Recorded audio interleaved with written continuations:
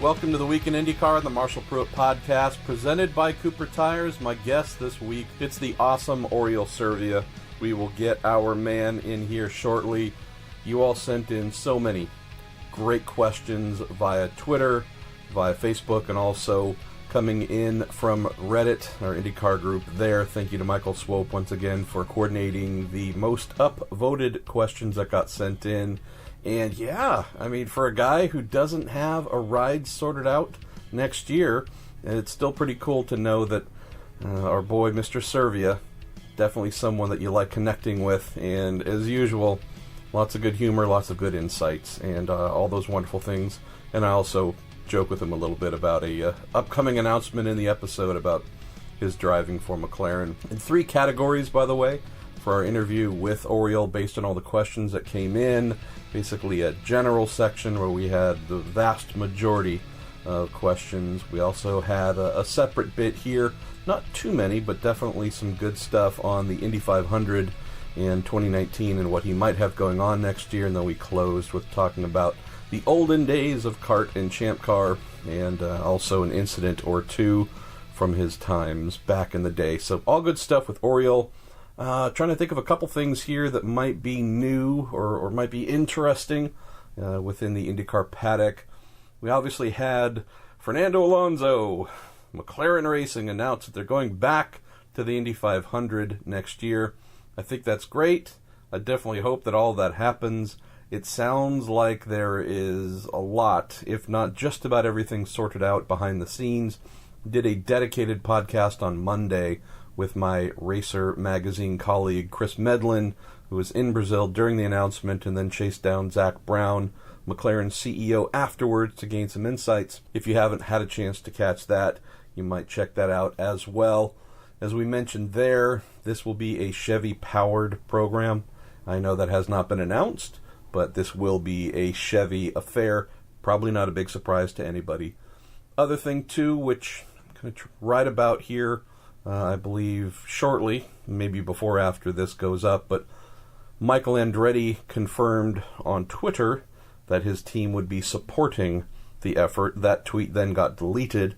Thankfully, a number of folks, including a couple friends, did a screen capture of that before it went away. And things have been a bit quiet since then. There were some definite questions, and a lot of what Chris and I spoke about on Monday in our podcast was, well, who is going to be that support system, knowing that the Fernando hot rod and possibly the second entry from McLaren would be Chevy-powered as well, and would that prevent McLaren and Andretti working together if the entire Andretti organization converts over to Hondas? Big picking item here is all 4 under the Andretti Autosport obviously have been Honda-powered. The 2 under the Harding-Steinbrenner, the Andretti Junior team, have been Chevy. What would happen if those 2 Harding-Steinbrenner cars moved over to Hondas? Would that then effectively create not only a 6 Honda-powered team under the Andretti Harding-Steinbrenner banner, but would that also create a barrier to Michael and his awesome staff from supporting McLaren Racing under Chevy power?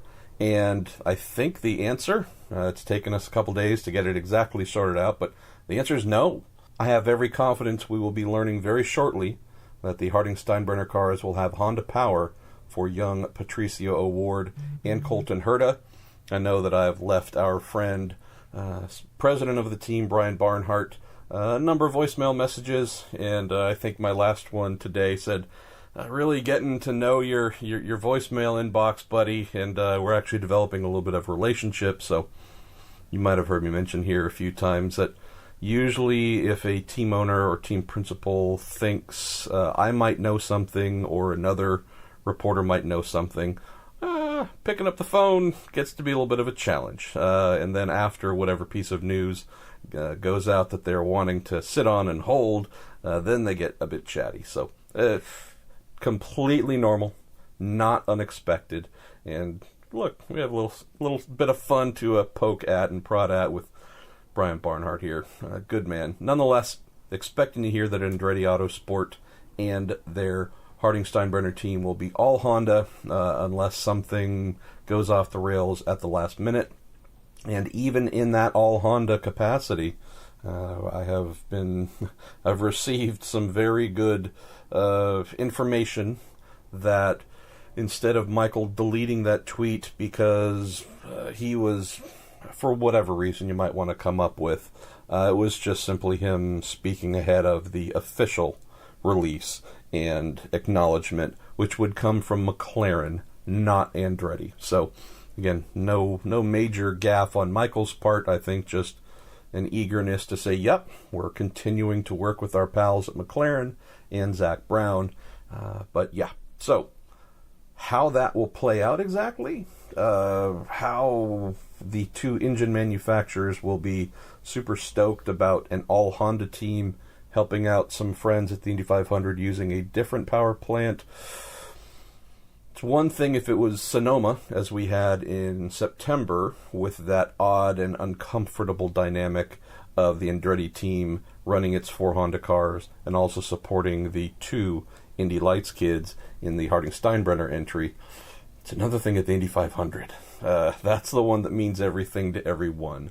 So, of the things to report on and write about once all of this gets confirmed, it will be how do you do that and maintain separation of church and state, peace within the church. How do you do that? So definitely another item of interest here.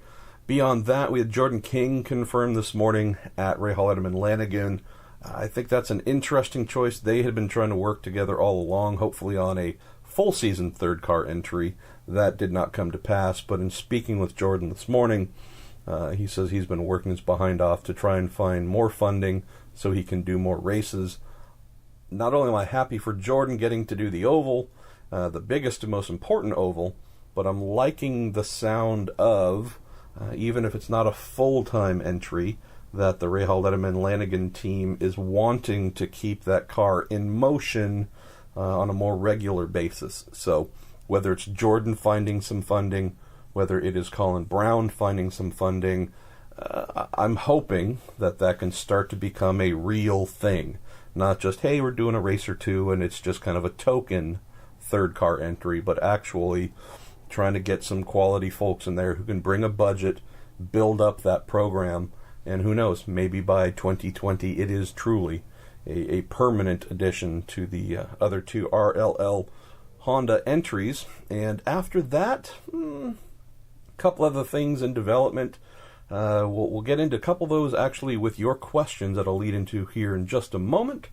First thing we're going to do, though, as we always do, courtesy of TorontoMotorsports.com, the fine folks that do the t-shirts for us, that do the stickers of my round behind, and plenty of great stickers of other folks in the IndyCar paddock. Pick my favorite question from the previous week, and our folks at TorontoMotorsports.com will send that person a free Week in IndyCar t-shirt, and that's going to go to David Jake Hopkins, who asked my guest last week, Ari Lyondike, "Hi Ari, can you tell us your memories of driving the Nissan at Le Mans, especially before the Mulsanne chicanes were introduced?" So yes, I've chosen a sports car question thrown into the Week in IndyCar, but it was just awesome listening to Ari speak about this, and I know that I wanted to capture a separate, much longer podcast just talking about when Ari was driving some of the greatest sports cars ever made, absolute missiles in things that, at a time and in an era where, while he was still racing, or while he was racing IndyCar, some of these prototypes that he drove might have been scarier and more dangerous. So, look forward to capturing that with our man Ari. But also thank you, David, for sending in the great question here, because it sparked some fun conversation. So send me a note, send me some sort of direct message with your address and your t-shirt size, and our friends at TorontoMotorsports.com will get you hooked up. And now, let's move down to the questions that you sent in for me. We'll cover those off and then head over to our man, Oriol Servia. Let's go with Ryan Ward. Question 1 for Marshall. It says it revolves around your anticipated technical alliance between Ed Carpenter Racing and McLaren, which turns out that's not a thing. Would the already signed technical alliance with Scuderia Corsa throw a wrench in that, given their ties to Ferrari? I can't imagine Ferrari and McLaren playing nice with each other again, when we did the podcast on Monday, that was the big question we didn't have answered, and since then, thankfully, we've had some more definitivosity added behind the scenes on background to let us know that, again, unless there's something truly crazy going on, ECR will not be the support providers for McLaren. Second question from Ryan says, we've heard a lot about most of the new teams from last year and some anticipated this year. Two that have seemingly gone completely dark are Bilardi and Tom Burns. Are there plans for either team to be on the grid for the 500 or even part-time efforts this season? Will they both stick with their initial partners in AJ Foyt and Dale Coyne Racing? Great questions, Ryan. I don't have answers for you, and that's one of the things I try and do here is instead of just take the questions that I don't have or that I do have answers for, try and be honest with you here and let you know that I don't have anything for you now, but this is something that I will be tracking. The Burns side and also the Bilardi side. I know Burns in particular, it was a definite goal there, and I think that was a great alliance with Connor Daly and Dale Coyne Racing. Would definitely say that looking more again at Indy 500 type angle, so at this stage, middle of November, not surprised that we haven't heard about their thoughts and plans yet. And on the Brian Bilardi side, definitely need to check in with him on this topic, whether he will be involved for the 500 or more, and also on the Indy Lights side. So definitely a little bit more work for me to do here. Going to go to Reddit question from Sage's Missing Shirt, and assuming that is our boy Sage Karam reference here. That is a wonderful screen name. Hey Marshall, any update on the search for a title sponsor yet? Thinking, not completely sure, but I am thinking we're going to have an update on that within the next couple of weeks, within the next month, let's say, middle of December. I've heard about some things in motion, not which company or companies, but I've just heard a little sniff, a little whiff that there is some action actually taking place here beyond just normal, hey, we're talking and we'll see, but there could be some actual momentum taking place that could lead us to a signing of a deal and the naming of a new title sponsor for the now former Verizon IndyCar Series. So the Fill the Space IndyCar Series will hopefully have someone there filling the space. So looking forward to that. Going to move to Brian Smith here. And Brian, I will apologize up front. We ran out of time to pose this to Oriol. I've just moved it over to myself. You'd asked for the two of us to address this one. You've asked, what's the biggest positive change in the paddock since you started in the sport? And what's the biggest negative? Had a little bit of a think about that one. Might be a revelation there. I don't think that often, but with this I did. I think they might be interconnected a little bit. I would say a willingness within the IndyCar paddock, definitely in the last 3 or 4 years, for more drivers to be more present with fans, to be more engaged, to do less, I've driven the car, I have given my debrief, now I am going to hide in the engineering office or hide in my motor coach until the next session and to bleep with the rest of you. There had been, to the detriment of the series for a while, when it was weaker than we would have liked it. And with some drivers, maybe too many drivers, playing that prima donna role and being allowed to, I would say that it definitely hurt the sport. IndyCar needing to rise, needing to re-engage old fans, build brand new fans as well, and I would say most importantly, build brand new fans when the drivers are really the biggest names and the most connective items. And there was just a general sense of, whew, these folks are ghosts if they aren't on the racetrack, or if I don't see them, whizzing by on a scooter or whatever else.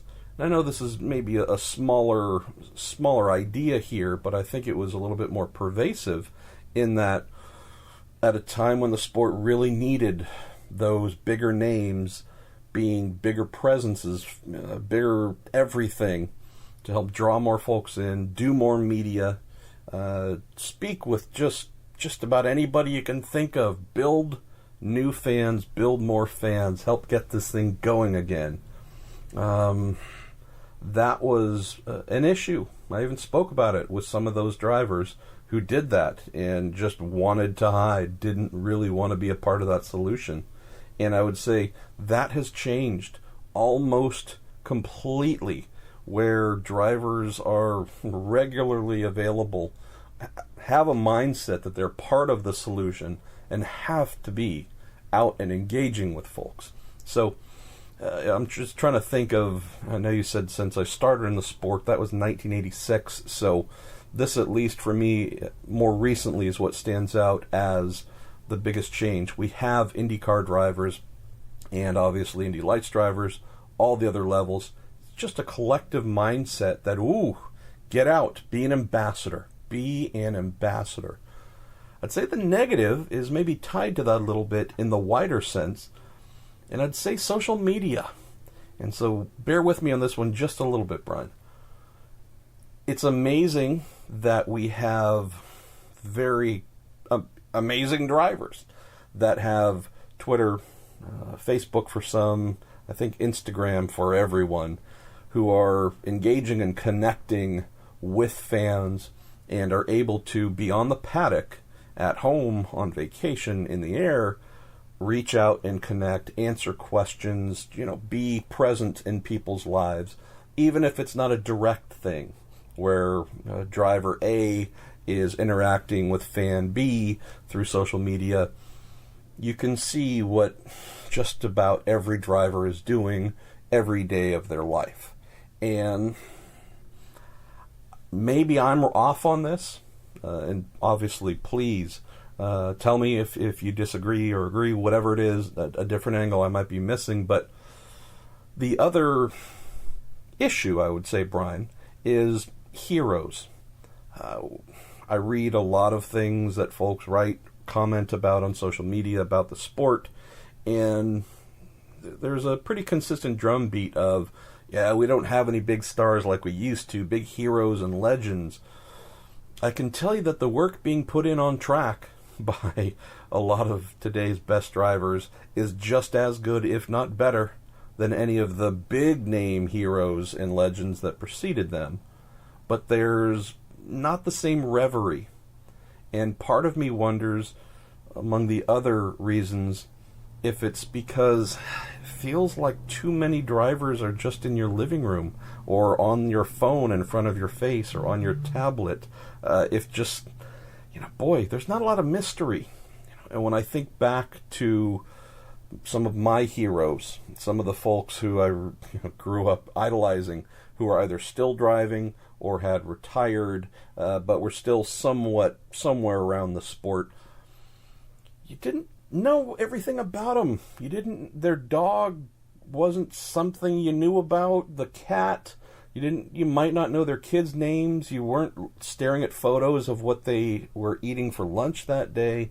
So I think on one end, we have drivers that are more exposed and open than ever and can feel like friends, and that's great. I think the flip side, possibly the biggest negative for me, Brian, is the fact that maybe a little bit of distance, maybe a little bit of mystery wouldn't be a bad thing. We didn't know. We didn't know what made Jim Clark tick. We do know everything about Uncle Bobby, about Bobby Unser, because he talks 24 hours a day, and we love him for it. But I just think back to so many drivers who are revered, held so high for the things they achieved, and also think that a part of it was because they felt like they were on a different plane. Not better human beings, not better than you or I, but just on a different level because there was not so much information overload about their lives. And, I look at other sports. I look at the NBA, you look at other stick and ball sports, and you can definitely see a fair amount about some of the heroes and legends, but I also think that there's still a little bit of separation that maybe helps us to worship a little bit more. So maybe these things are interconnected, and maybe, as always, I'm completely wrong. Let's go to Great Zapper from Reddit, Marshall, do you think there's a chance of McLaren adding a second car to the 500? And where do you think the car count currently stands? Yes. Back to my racer man, Chris Medland. He said it definitely seemed like there's a second car in the works for McLaren, and they just weren't ready to announce that yet. As for car count, this is something I'll write about here shortly, but last I remember, in the back of my head, of things that I thought were really going to happen, not just, hey, possibly, could, maybe, who knows, but I think I had, entry-wise, 37-ish, 38 as real, and so yeah, I'll get to a more definitive answer here, and a story on Racer coming up shortly.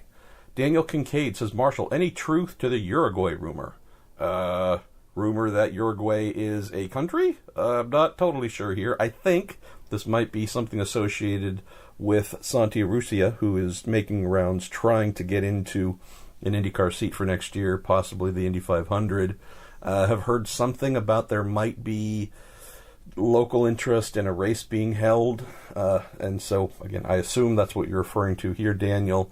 And that thing could be attached to Santi and what he's pitching. He and I have texted within the last 2 weeks or so.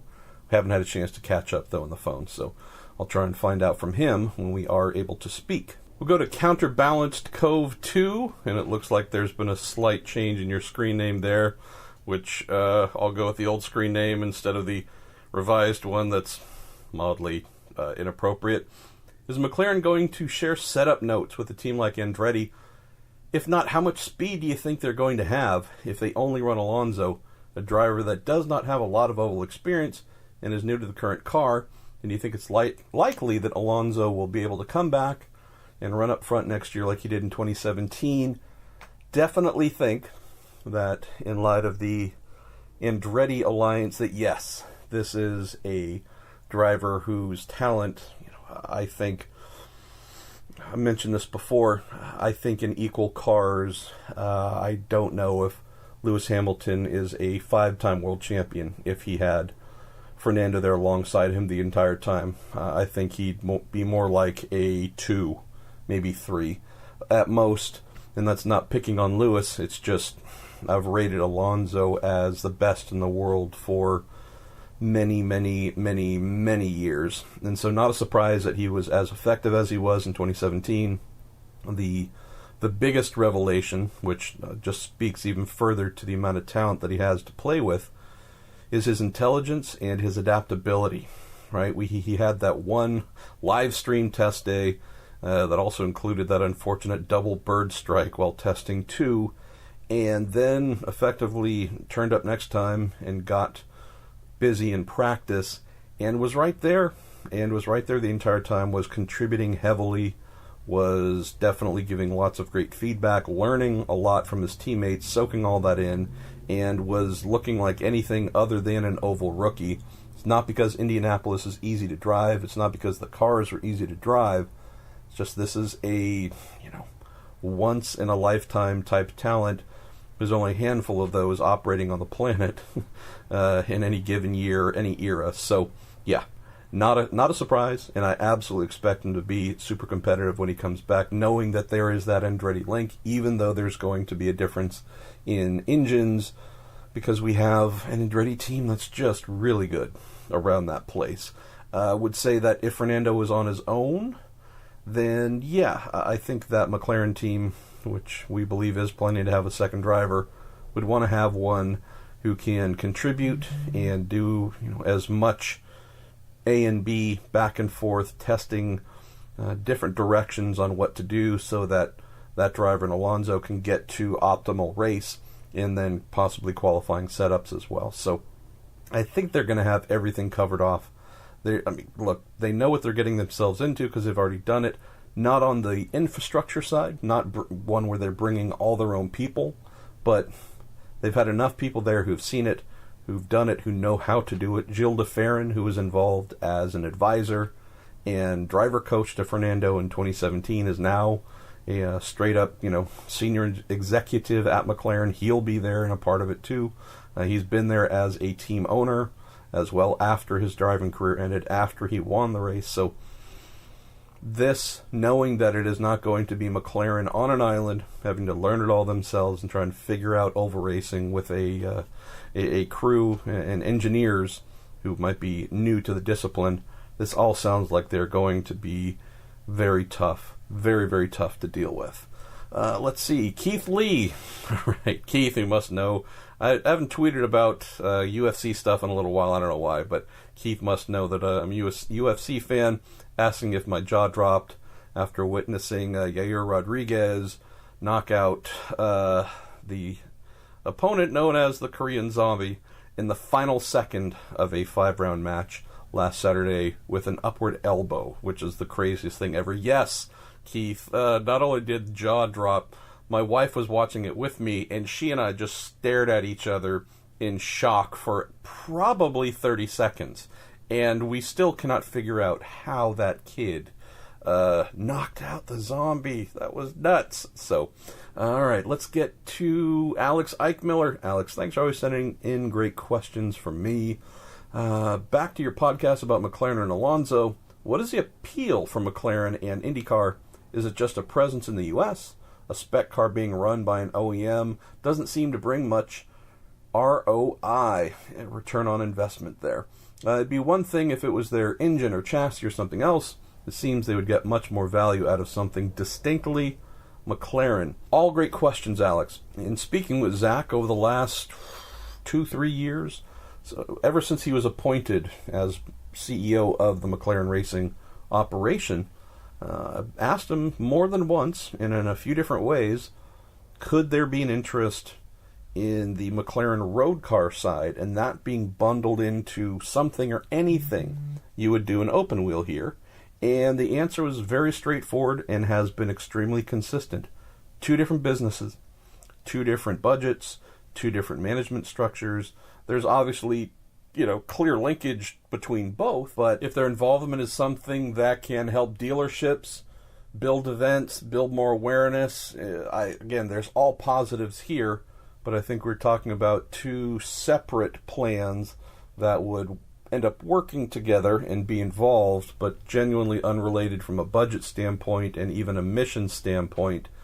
Also keep in mind that if Zach can develop new sponsors, I don't know if those might be groomed to also be involved in the Formula One side, but with his sales, marketing, publicity, promotion, all the background that he brings to this role, I would have to think that looking at IndyCar, even though it's smaller, it's regional, the budgets involved are just tiny by comparison to Formula One, but if I'm Zach, I'm thinking, all right, getting $25, $50, $100 million sponsors engaged and interested in playing in Formula One, always going to be a tough nut to crack. If we were in other forms of the sport, though, and representing the brand well, establishing the company, widening our footprint, allows us to hire more folks, put more people to work, just grow.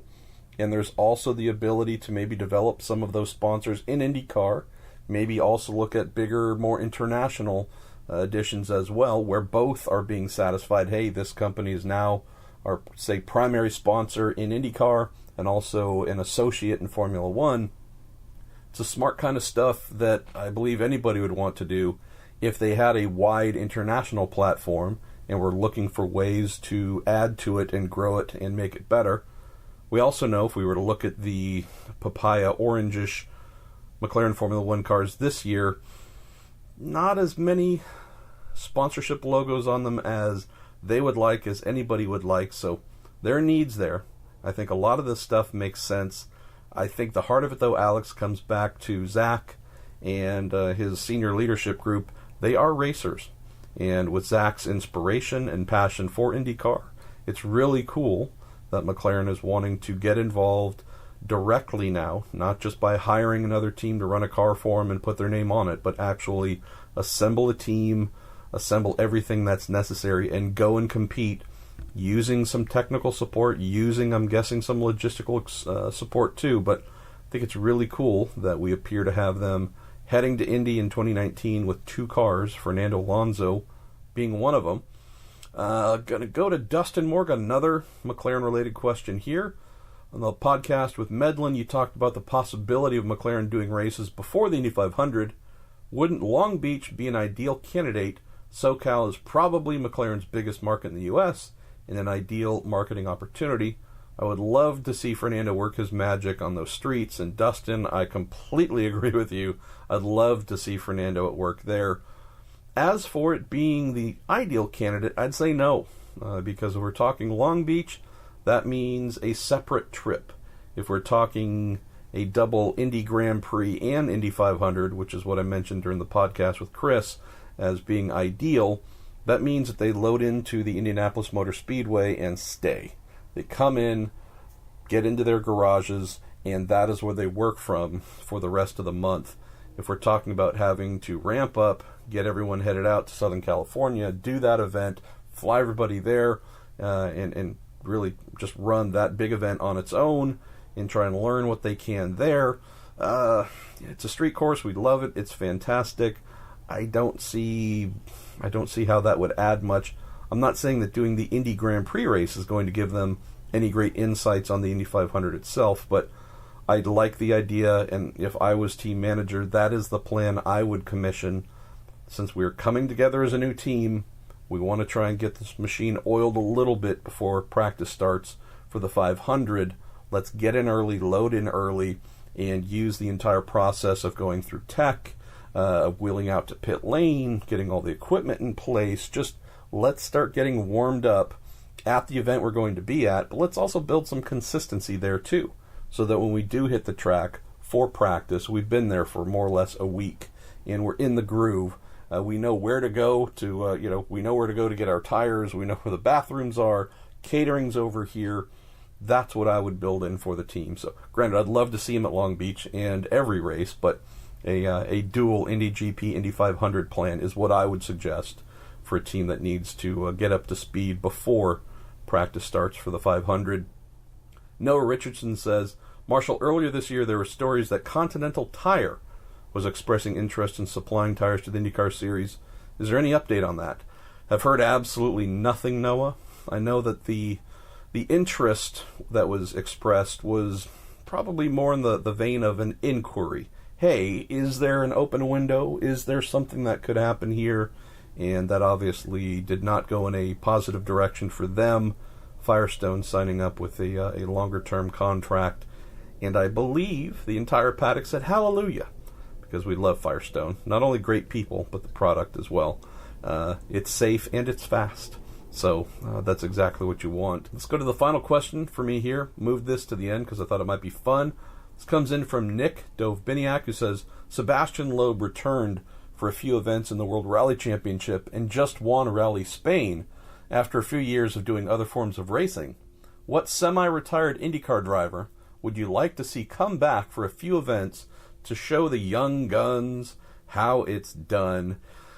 The way my brain works here, Nick, is these things kind of fall in fairly often. Like, I don't know why my brain wanders, but it does. And I'm just trying to think on the semi-retired angle, though. I mean, obviously, Helio Castroneves, I think, would be the first pick, knowing that when Roger wanted to convert him over to sports cars full-time, which he's just done in 2018, I mean, he went out, if we want to call it that, on a high from a full-time standpoint. I mean, he just consider the absolute competitiveness that he had in 2017. I know that he ended up fourth in the championship with Joseph Newgarden winning the title, but you look at his record, street courses, ovals, super speedways, short ovals, wherever, finished second at the 500, ended up winning at Iowa, which was great, but he was seemingly always in the top 5, occasionally in the top 3. Certainly a case of leaving before he wanted to. So I would say semi-retirement. Granted, it's not like he's been gone that long, and he obviously did the Indy 500 this year, but I'd still love to have him back because I think that's a guy who can just keep delivering. Oriol Servia, who's our guest, I'd love to have Oriol in a genuinely competitive car.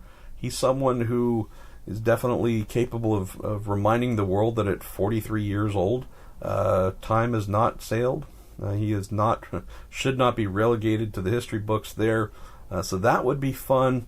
And I'm trying to think a little bit more recently. Again, the semi-retired, that might be a little bit hard. But if I had a real fantasy pick of someone who's fully retired, completely retired, but if we could get him back in a car for one race, just so that, well, I guess I'm being selfish, so I could see him again, but also maybe younger generations could see him in action.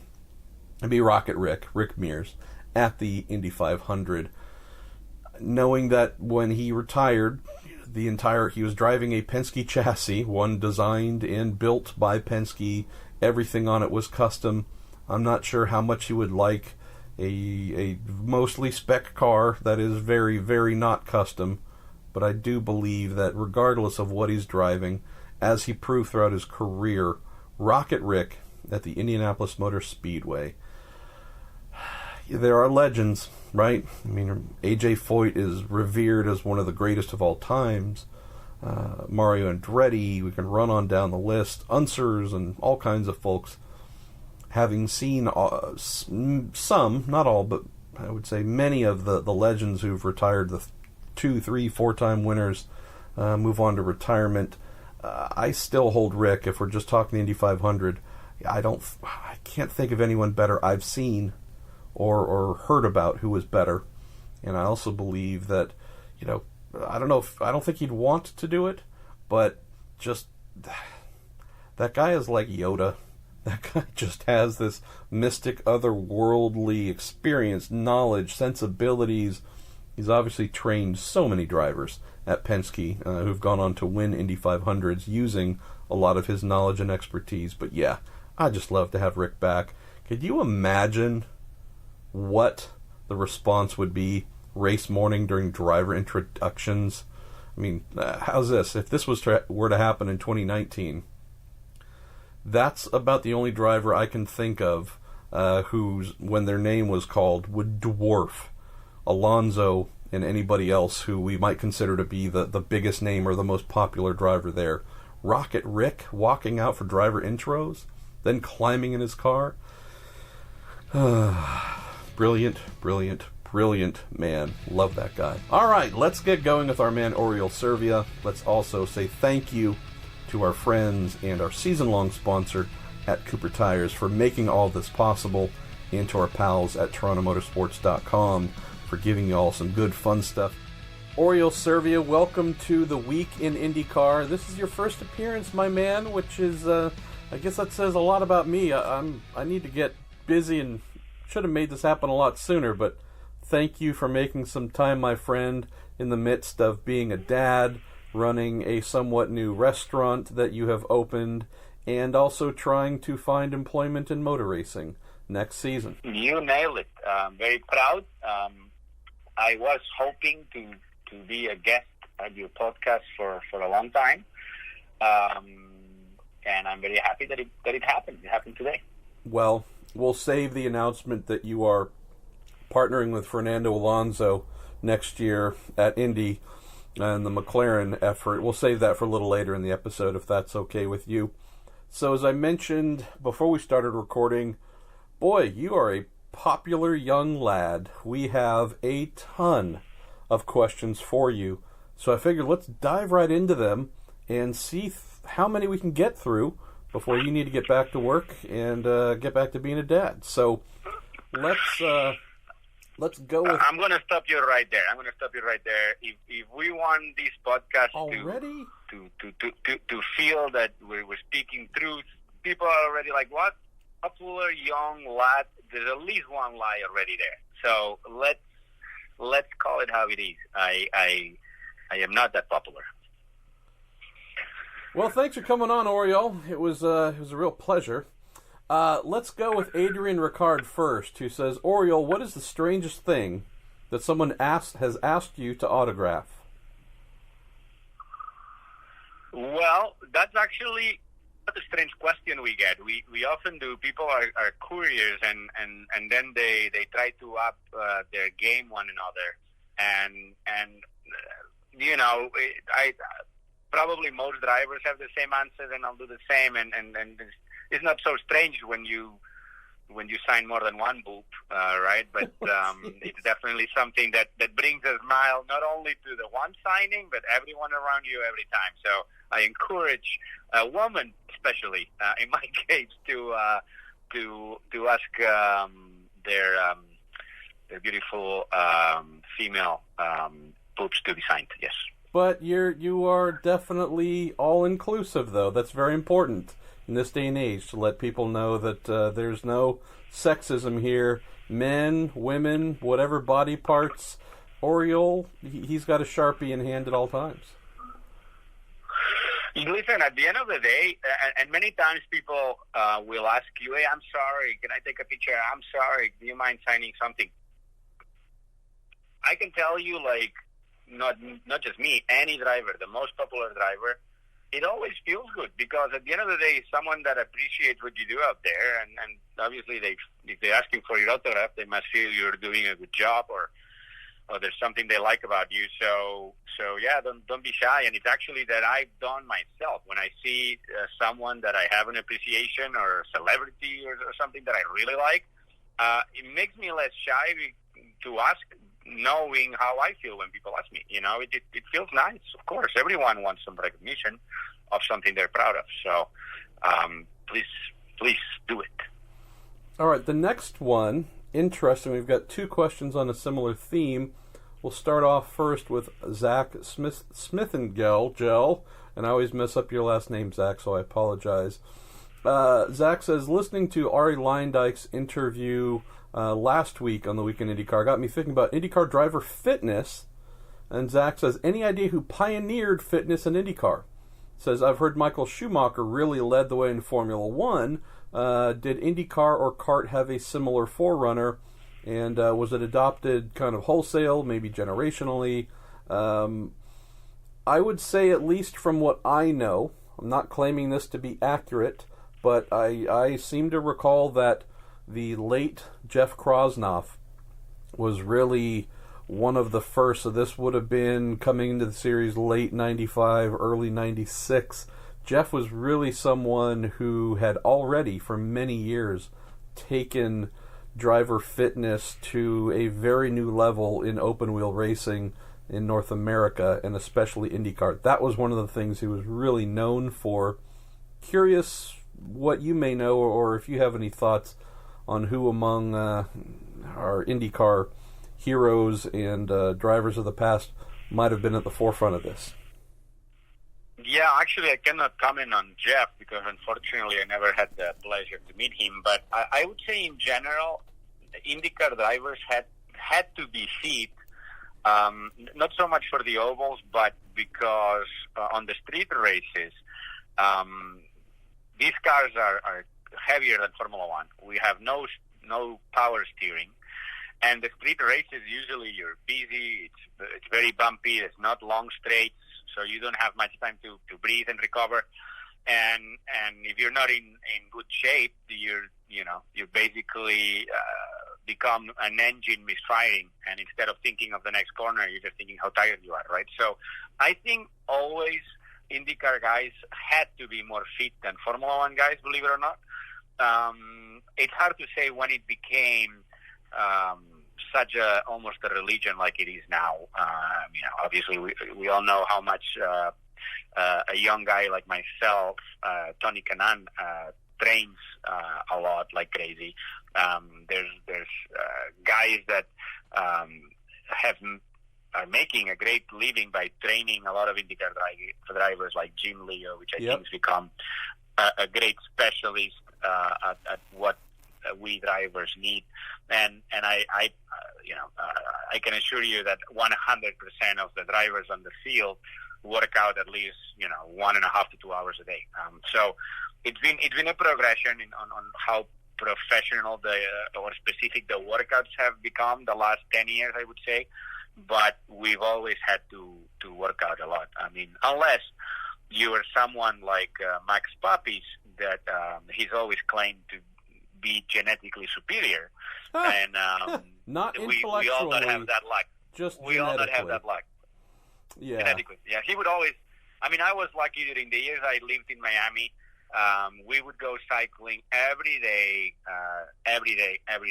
Tony Kanaan, Max Pattis, Bruno Junqueira, Cristiano D'Amata, myself, Mario Aberfeld, I'm sure Christian Fittipaldi. We would all go every day, at least 2-3 hours every day, and I'm sure those guys still do it. And it was funny that Max would always come up with that line, Oriol, it's good that you train that hard because I am genetically superior. So, jokes aside, it is important. You have to be fit and sharp at this level, no doubt. And also keep in mind, Zach, that throughout his entire career and even today, Al Unser Jr. Is never more than 1 foot away from a pack of Marlboros. Bobby Rahal used to wolf down Marlboro Reds throughout the 80s. I don't know the exact year that he quit smoking, but into the 90s, there were still some drivers. I mean, in the IRL, there were still some drivers. In the late 90s and early 2000s, Little Al again being one of them, but not the only, who smoked. So, I think that, by and large, has fallen out of racing, thankfully, a little while ago. But, yeah, I believe somewhere around the mid-90s, probably around that same general time that Schumacher's renowned fitness efforts came to light. I would say similar timeline there. Sticking with fitness, Anthony Pienta asks, Oriol, how do you stay so fit and avoid developing a stock car driver's figure? Seriously, we're the same age and both have young kids. I need some tips. And I also interpreted that as, how do you avoid from looking like Montoya? Just a barrel of a human being. I'm not one to talk, of course. At least I'm a little bit taller, so it's stretched out. But how do you do that, my man? Well, again, for the last 20 years that I've been lucky to be a professional IndyCar driver, I had to train. So your body's kind of used to it.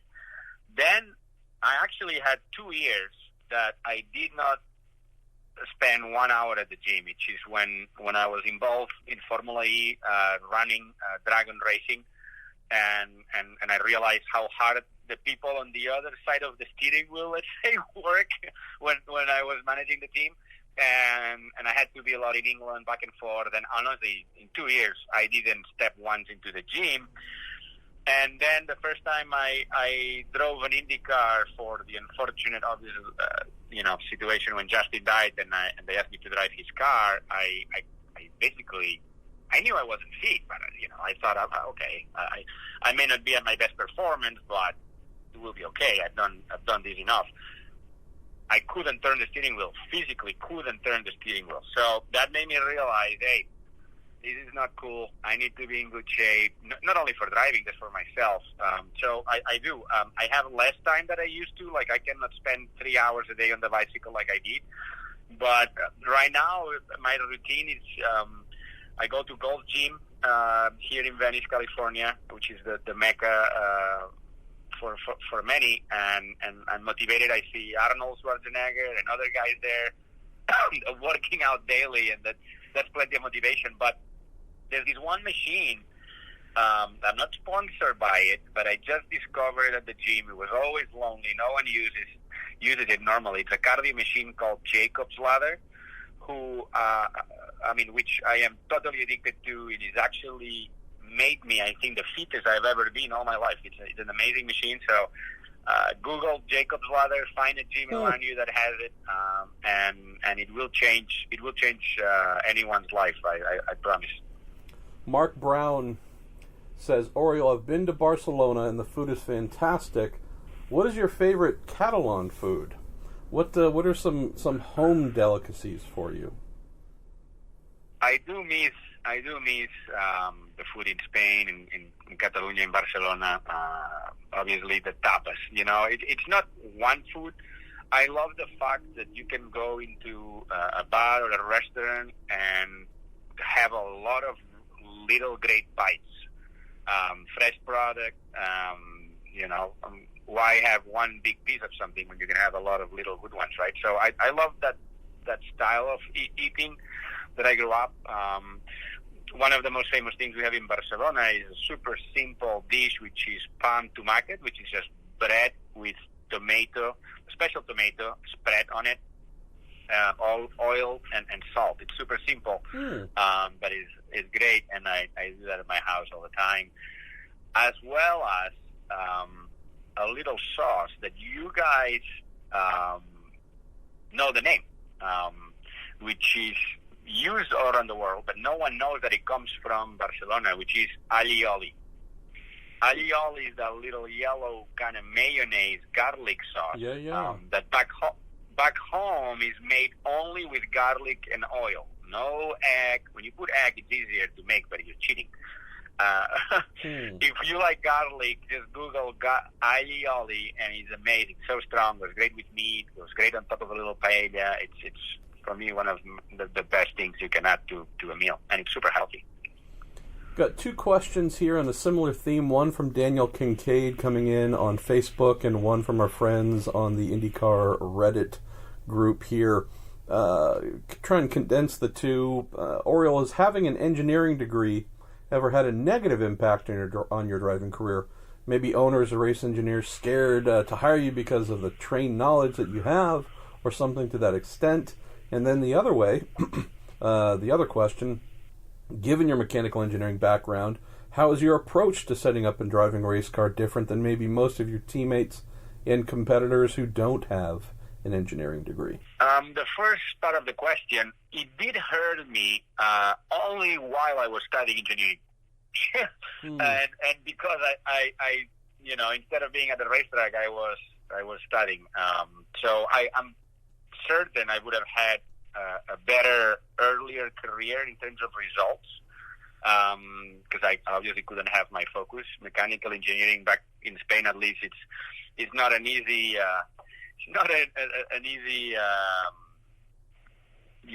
choice to or career to finish, and I did, so I had to put a lot of effort. After that, I don't think it ever hurt me. I honestly don't think that had any negative effect. And the second part of the question, it's just once I'm driving, I don't think my mind, or I don't think I have my engineering brain on.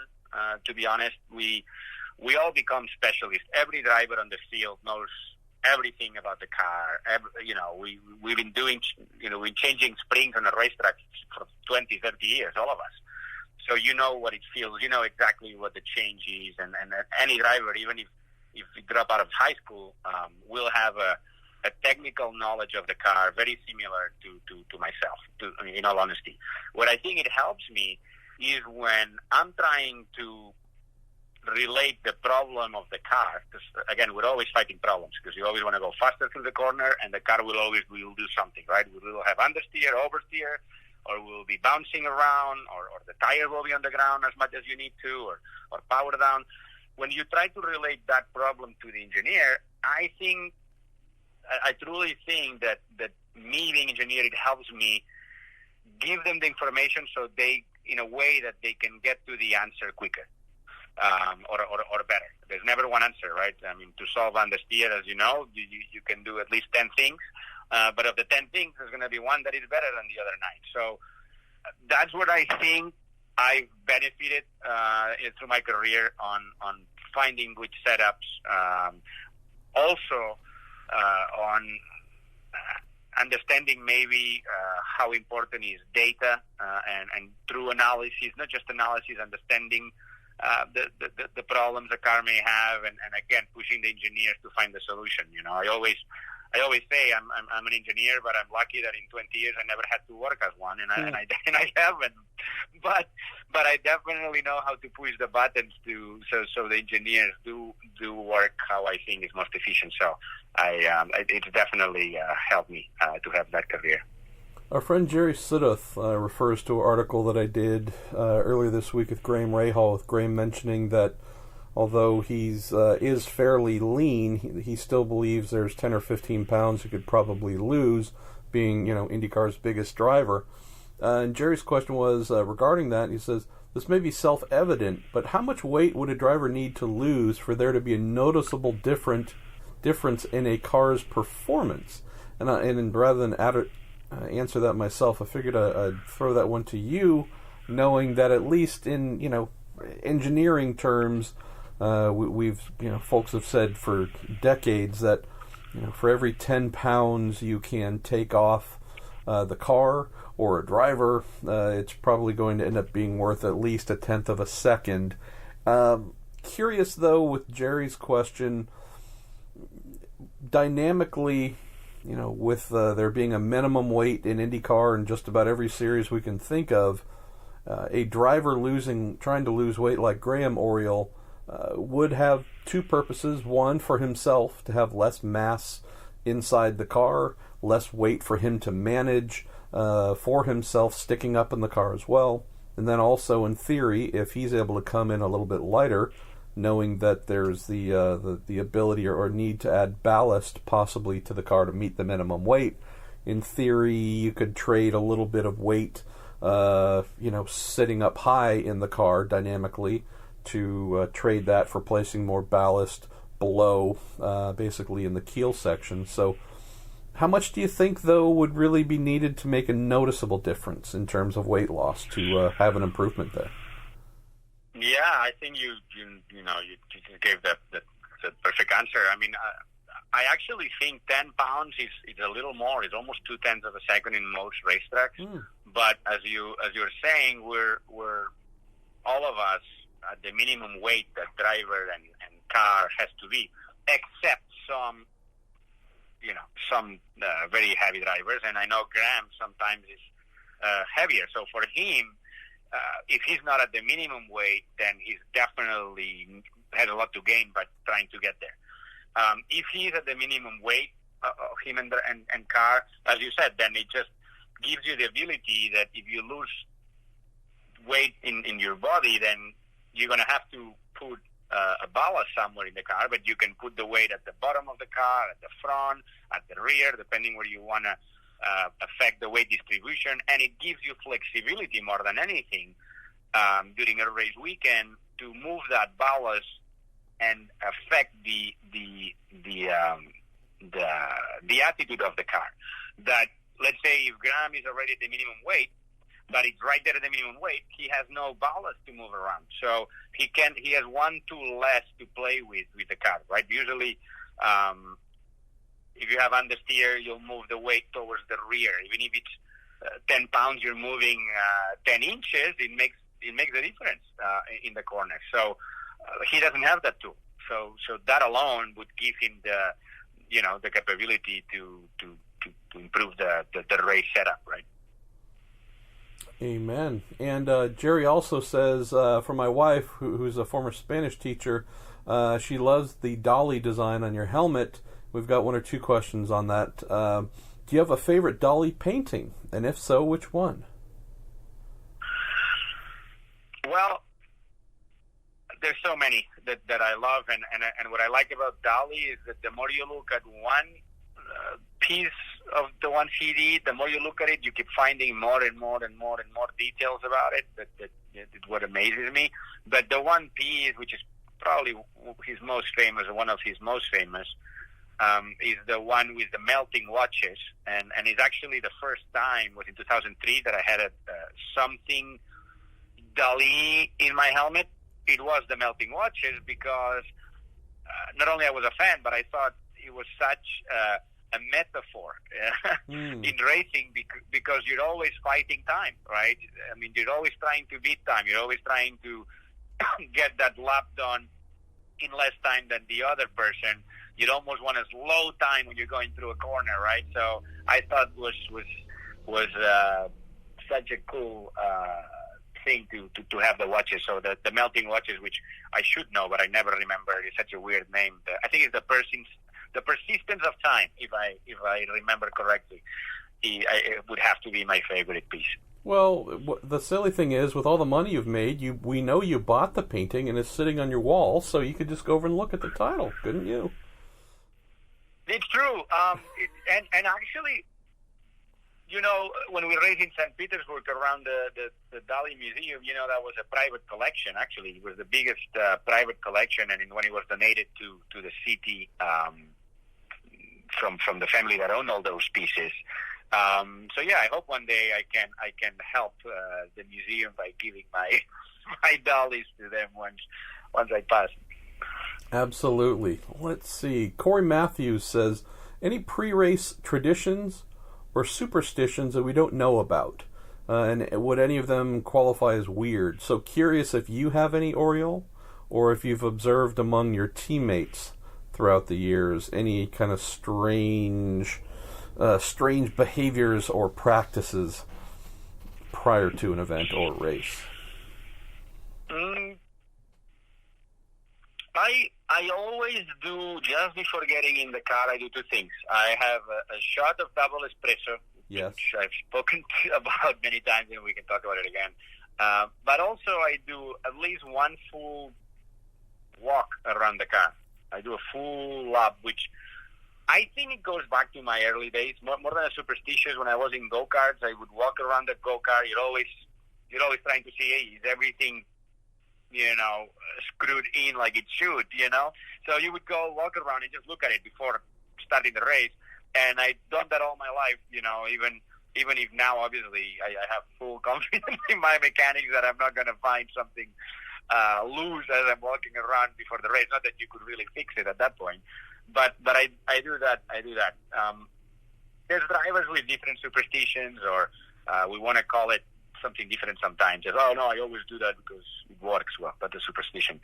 Some other drivers have something in between. I don't know if it's a superstition or a real need. Our beloved champion, Scott Dixon, has this ritual of making sure that his manhood is clearly where he wants it to be just before getting in the car. Which we all have that issue with bigger or smaller parts, but you always have to make sure with all those bells that every of your every inch of your parts is exactly where you want it to be, or you're going to have to deal with it for 500 miles. But Scott is particular for I wouldn't say making a show, but he's known for not trying to. What's the word I'm looking for? He's not afraid of showing exactly what he has to work with.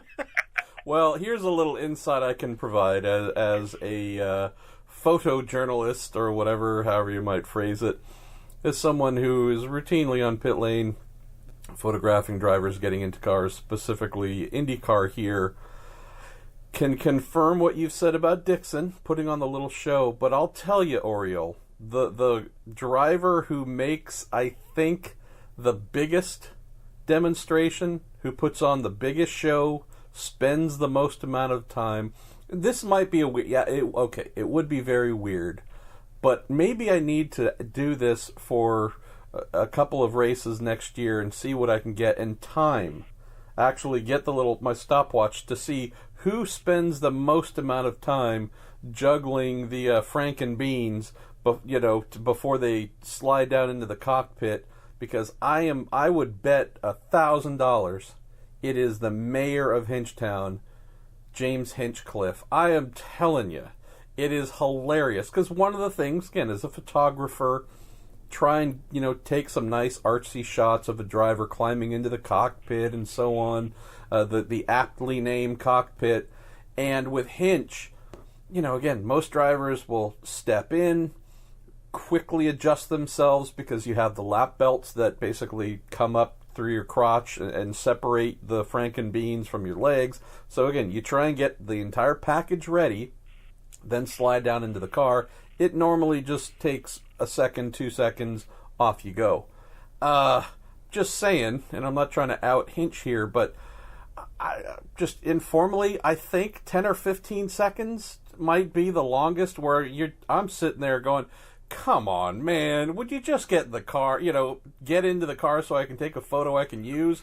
Because the one of you getting a little happy with yourself in front of the entire world, for second after second after, I can't exactly file that as the lead photo for the practice session 2, led by Hinchcliffe, after making sure he was plenty happy before he drove. Listen, I mean, we may be the only profession that we have that that license. That we all humans, no secret. We like to touch ourselves. We're the only ones that get away with it, right in front of 300,000 people. Oh, so, and I'm not surprised. Hinch is not afraid of a good show and the stage. He's an entertainer. And He's an entertainer. And I'm sure he likes to touch himself. So why not? Okay, let's move back. Let's get back to something that isn't truly disturbing or strange. Kevin Kerner says, Oriol, your 2000 Telefonica sponsored car is one of my favorite liveries, and I have to agree with you there, Kevin.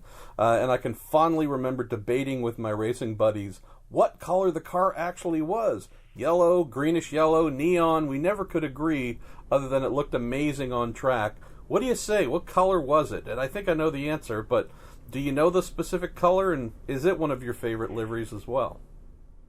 It is, and let me tell you, so many times it still is brought up.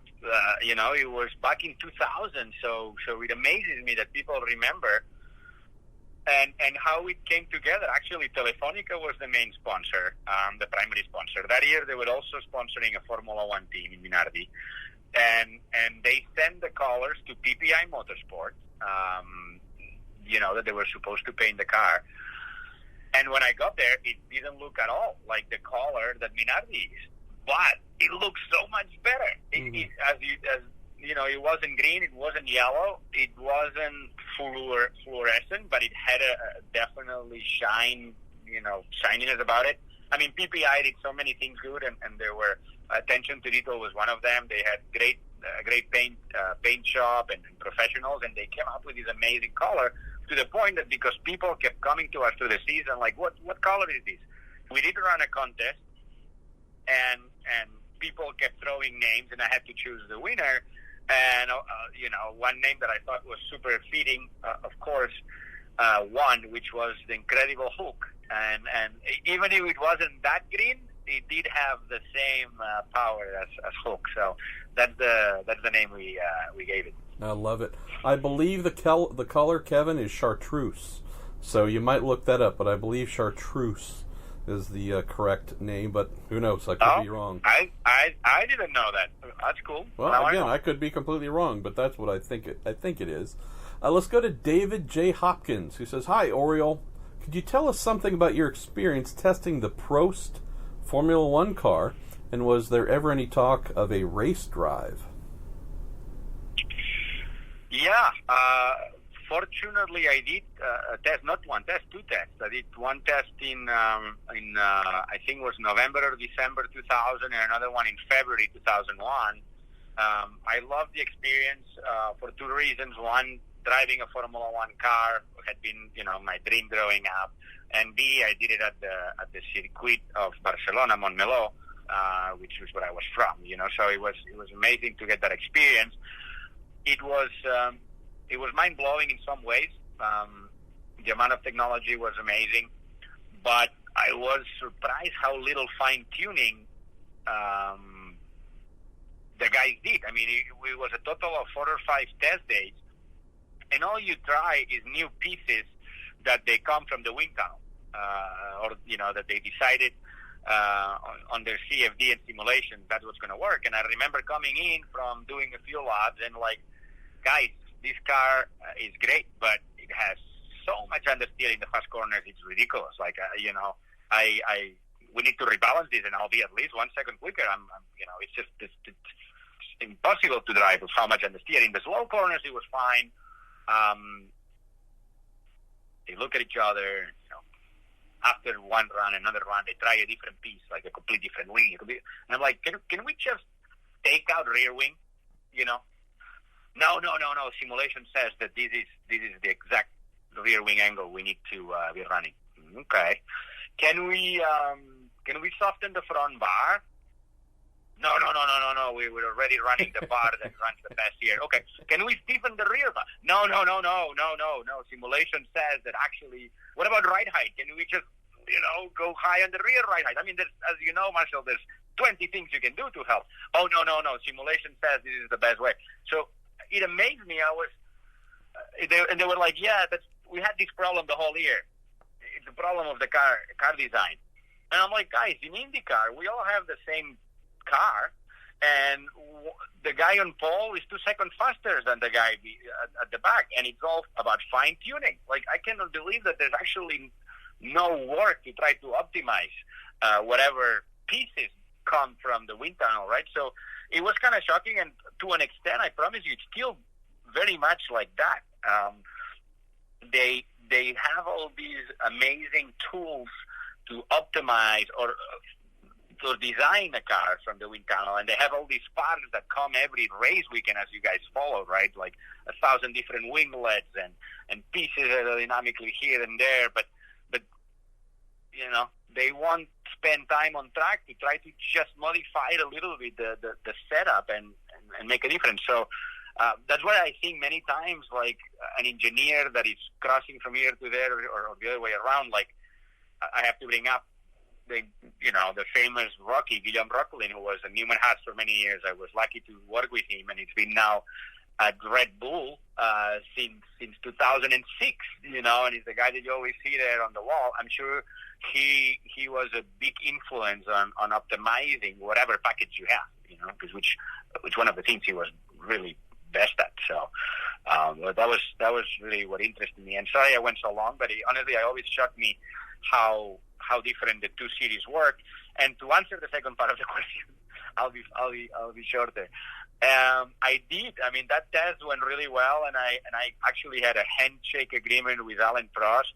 I was supposed to be the test driver for the team, with the clause that after 3 races, if one of the true drivers there was not performing, I was jumping in, which they thought it was going to be the case because Gaston Mazzacane is a good friend of mine, but was bringing a huge sponsor, and they didn't think it was going to perform. So anyway, I had the deal done. I come back home in Barcelona. I went back and celebrated that night with one of my closest friends forever, still today, believe it or not, Pedro de la Rosa, who was driving at the time for Arrows in Formula One with Repsol as a sponsor. So we celebrated the whole night. Man, finally, we're both going to be in Formula One next year. It's awesome. Not even 3 days later, Pedro calls me. We used to train together every morning, so I think he's calling me, picking me up to go to the gym. And he goes, Oriol, I have something to tell you. Tom Walkinshaw from Arrows and the president of Repsol screamed at each other in a way I've never seen. They broke the contract. I don't have a contract. I'm going after your deal. And not only Pedro was already an experienced Formula One driver, you know, I had the same manager, Julian Jacobi. So I had zero shot at trying to make that handshake agreement stand, and I flew back to the U.S. At the time, all the good seats were taken, and I signed up with a rookie team, was Sigma Autosport out of Chicago. Yep. Who, anyway, it's one of the 1,000 chapters I had in my IndyCar career of jumping teams, but that's how it actually happened. You and I are going to need to record a separate podcast just about your Formula One tests and experiences, and do that in longer form, because it sounds amazing. And actually, I've had, and that's something I want to do more of, with IndyCar drivers who've tested in Formula One. I did one with Brian Herta back at Phoenix this year when he tested for Minardi, and actually need to get that produced and posted here sometime soon. But that's awesome. Next question's from Kyle Brown, and I figured I'd save this one for you instead of answering it myself, and we can obviously throw it back and forth here, but be interesting to get your thoughts. Kyle says, Craig Hampson mentioned when he was on the Week in IndyCar a few weeks ago that Simon Pagenaud does not like the unstable rear of the current Universal Aero-kitted IndyCar. He says, to my untrained eye, the new car seems to be the cause of Pagenaud's dramatic 2018 performance decline. What amount of a driver's success is due to his driving style meshing well with the current rule set?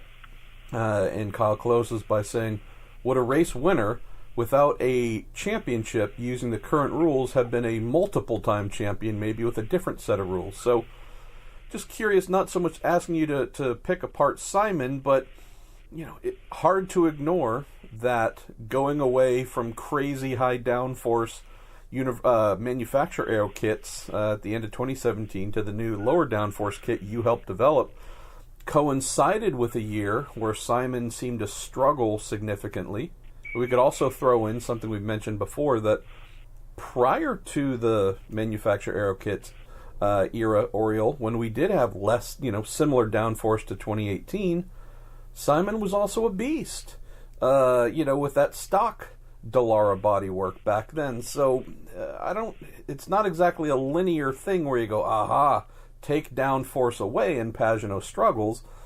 Curious if there's anything that comes to mind where you think, I know maybe why a driver who likes a really stable car in a particular way might not have meshed well with the UAK 18? Listen, we're human, so as drivers we adapt or we prefer some style of car more than others. But the truth is, this car has less downforce, but if well balanced, it shouldn't be just the rear, it shouldn't be the front. It's just the whole car slides more, and you have to drive it a little different. And the perfect example is Greg Hampson's actually driver. Sebastian Bourdais is one of, probably of all the drivers I've known, the guy that needs the most stable rear end for him to be to perform at his best. Yeah. And this year we've seen actually some amazing drives by Sebastian, right? So to my point, as long as he has a car that is balanced, which you can always, you should be achieved. And Simon at Penske, I'm sure they had balanced cars. So I wouldn't say that it was just the rear moving around. Maybe just just a car with more downforce that is more, glued to the ground, fit him better. Which some people will jump quickly to say, it takes less of a good driver to drive fast on a high downforce car. And I couldn't disagree more. I think the best driver will always shine, and it's as difficult to beat the other drivers on a high downforce or on a low downforce. They all have the same, So I do prefer the style of car we have now with less downforce, because the car moves more altogether, and you have to work at it differently. And more importantly, the fans can actually see the work the drivers do. You see a lot more corrections on both front and rear end, on braking, overtaking, so I think it's more entertaining.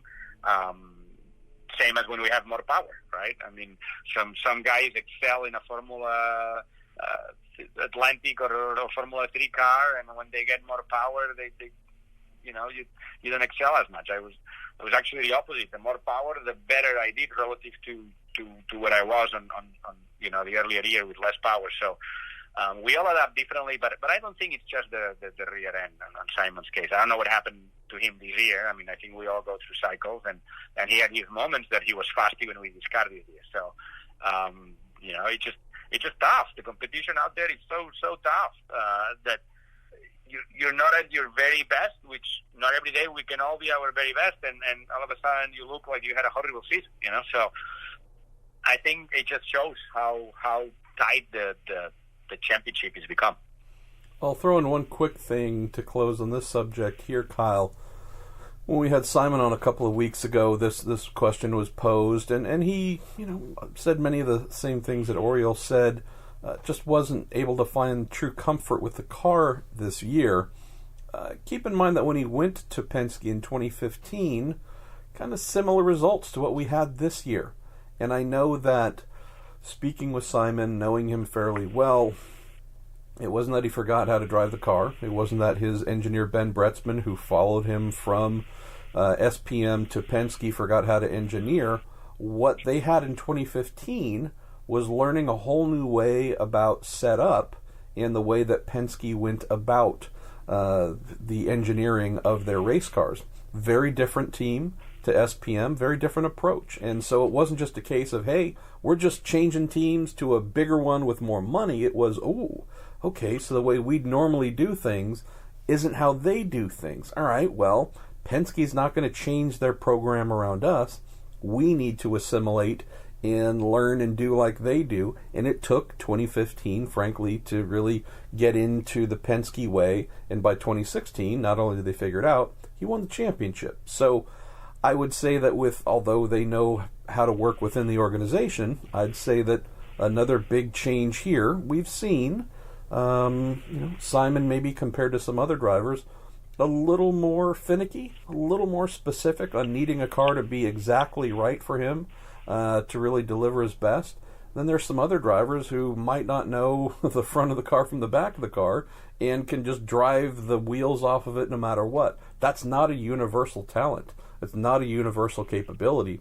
Those who have it are, tend to be multiple champions and the legends. So I'm not saying that Simon won't win more championships or be regarded as a legend, but those who are less disrupted by major changes tend to have more success in whatever sport or life in general. So look at that, maybe a little bit of life knowledge. Yeah, and if I can add something, the fact that maybe it takes maybe a little longer to someone to adapt to rule changes, like in this case we're talking about Simon, and I'm not even saying that's the case particularly, but that doesn't mean that after he's adapted to it, he may be able to extract more from that car than the guy that adapted quicker, right? Like, for example, Montoya is a guy that comes to mind that you throw him a scooter and he'll be the top 10, he will be in the top 10 faster scooter riders in the planet within 2 minutes, okay?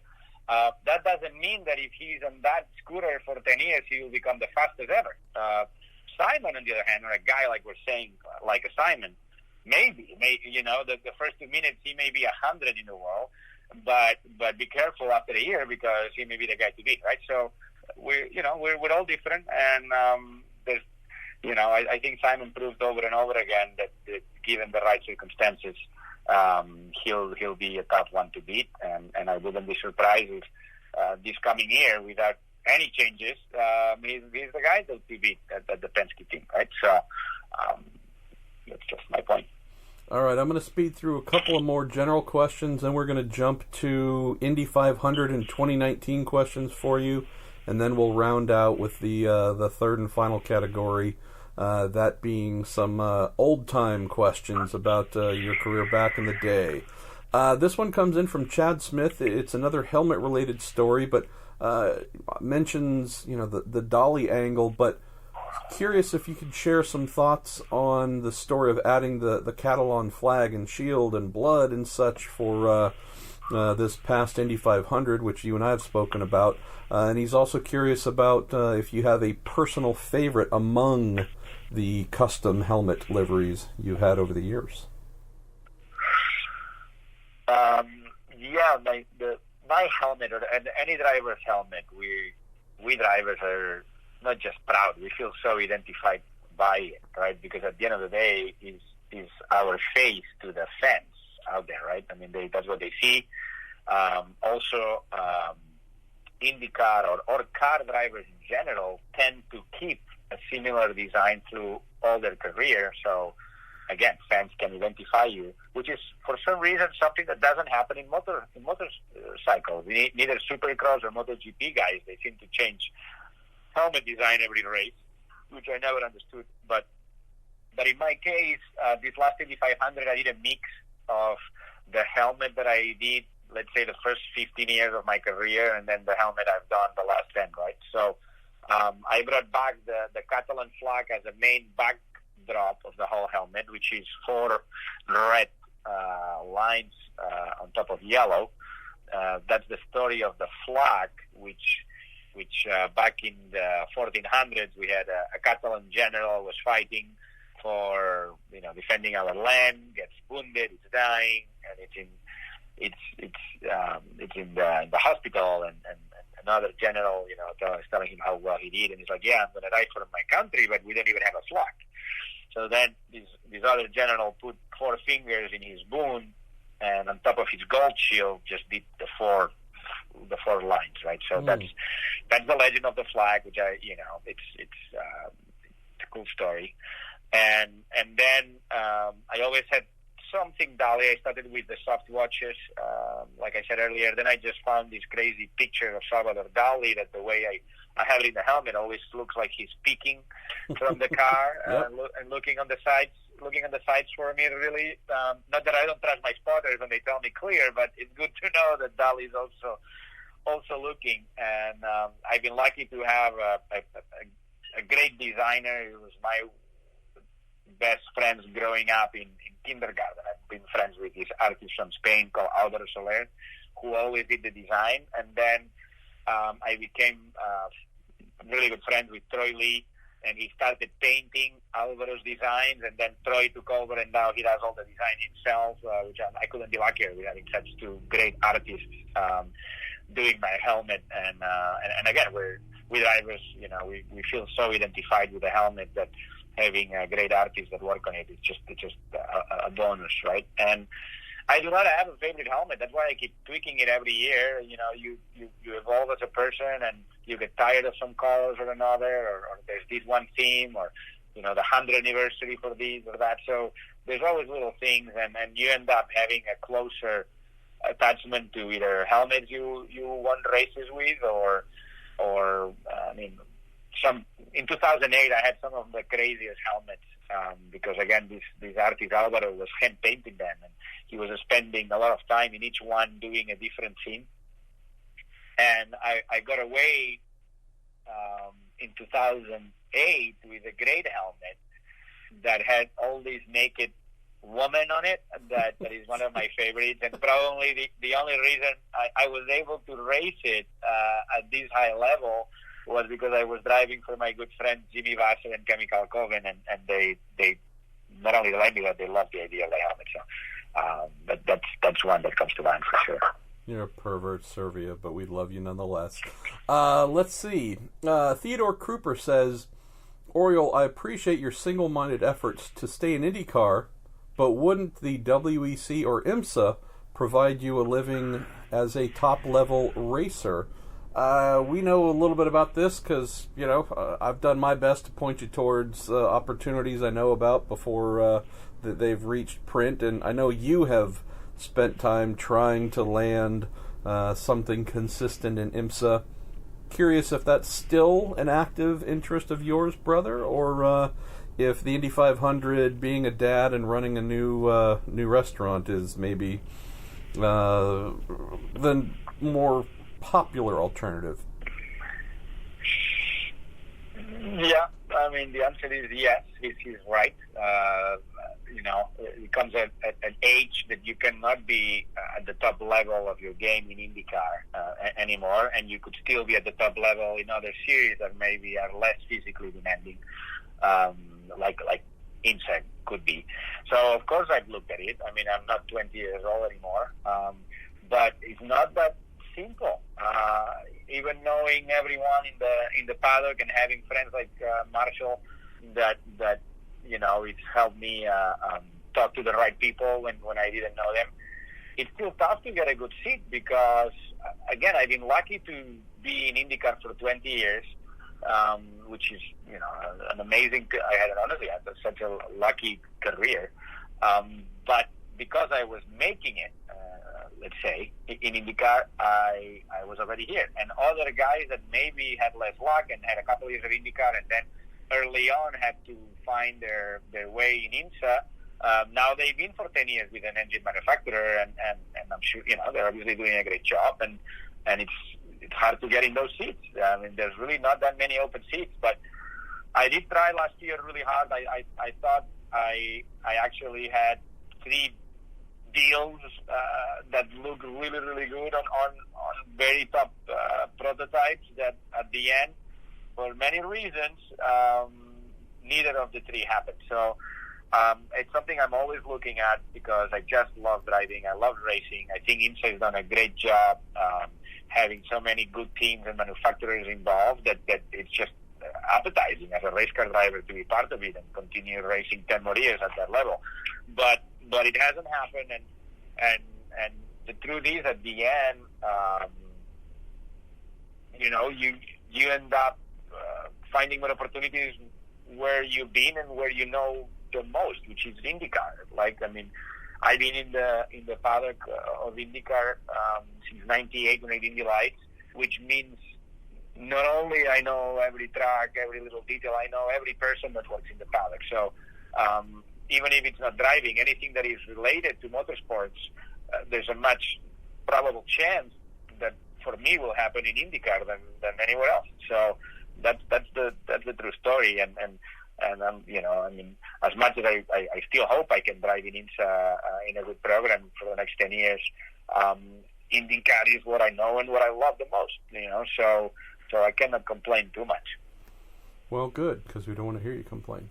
All right, let's see. Let's go to one last general question here, coming in from Ignacio Aguirre, who says, I think your father raced in rallying most, but what did he think about you when you chose to race on closed tracks? And he says, hello from Argentina. Yes, my dad was Spanish rally champion in '86 and '87. So he raced all his life rally.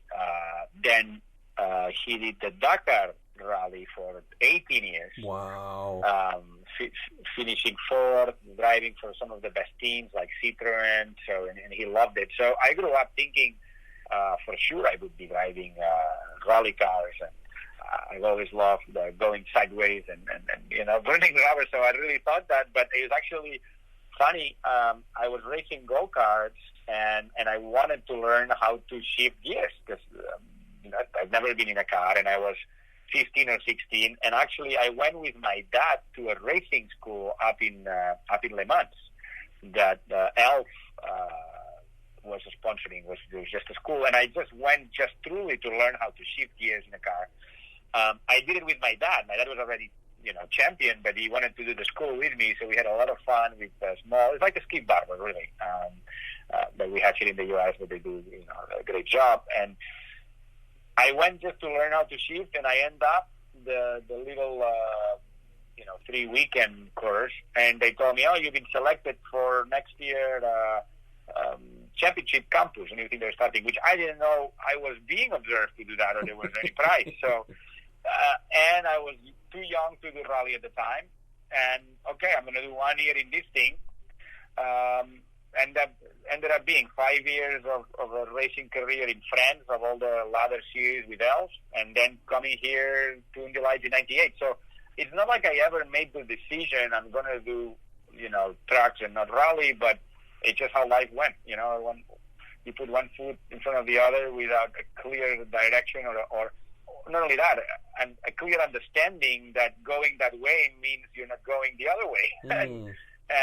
And 30 years later, that's where I am. But I always wanted to do a rally, and I cannot believe that I haven't done one. But I think, especially today, how the cars go, like back when my dad used to race, there were the fantastic Group E cars that I still think are the best rally cars ever made. The sound, the power was amazing. But today, actually, with less power, they go faster through the stages because they have all these electronic beads and all these technologies that make them go so quick through the corners that I'm a big fan of watching WRC. But I'm amazed how much danger and how difficult it is with conditions that change every time you go by. And these guys are truly unbelievable. I couldn't have more respect, and I still hope one day I can do one. Ballsiest racers on the planet, period. And have been for just about forever.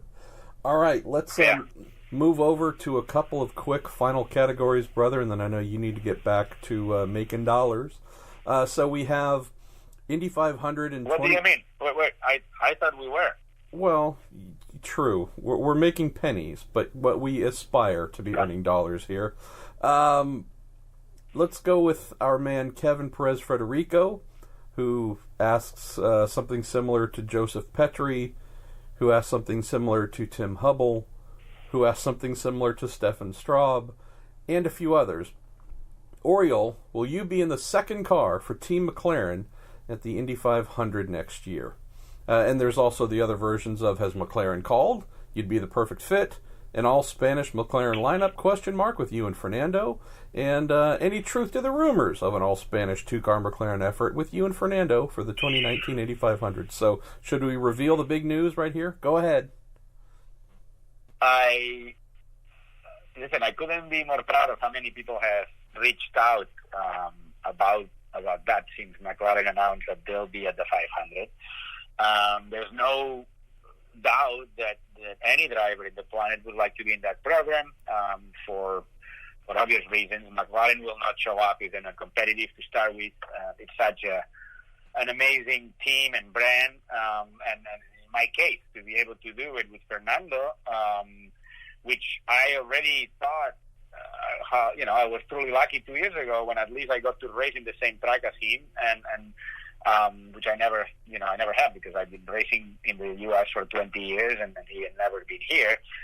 It would be amazing to be teammates, but right now it's still far from the announcement you're talking about, and there's not much more to say at this point, other than I'm really happy that McLaren and Fernando are coming, and I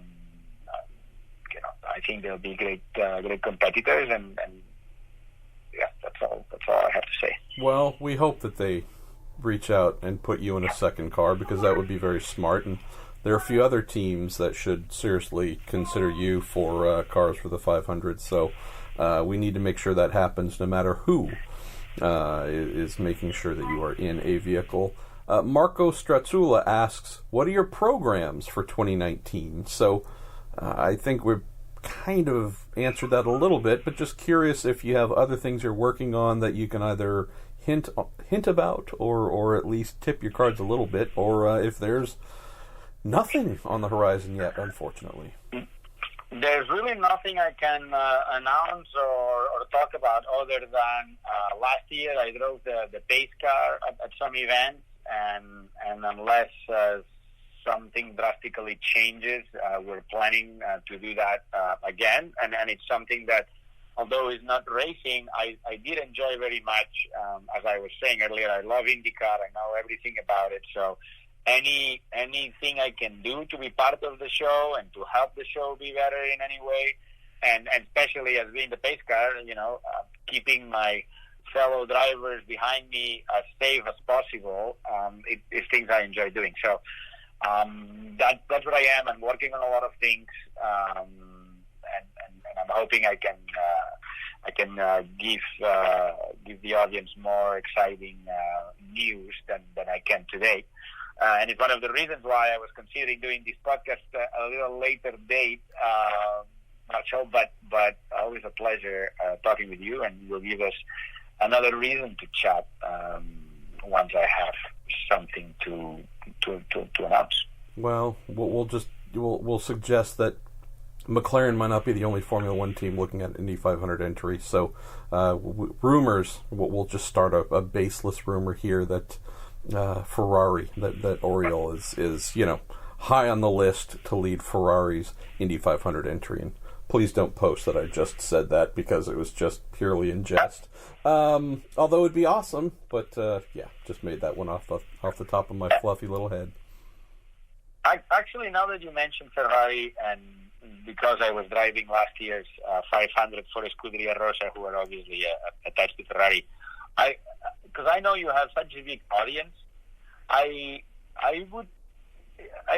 would be awesome if some of the thousands of fans that were at the 500 last year, if someone has some videos they took with their phones of some of the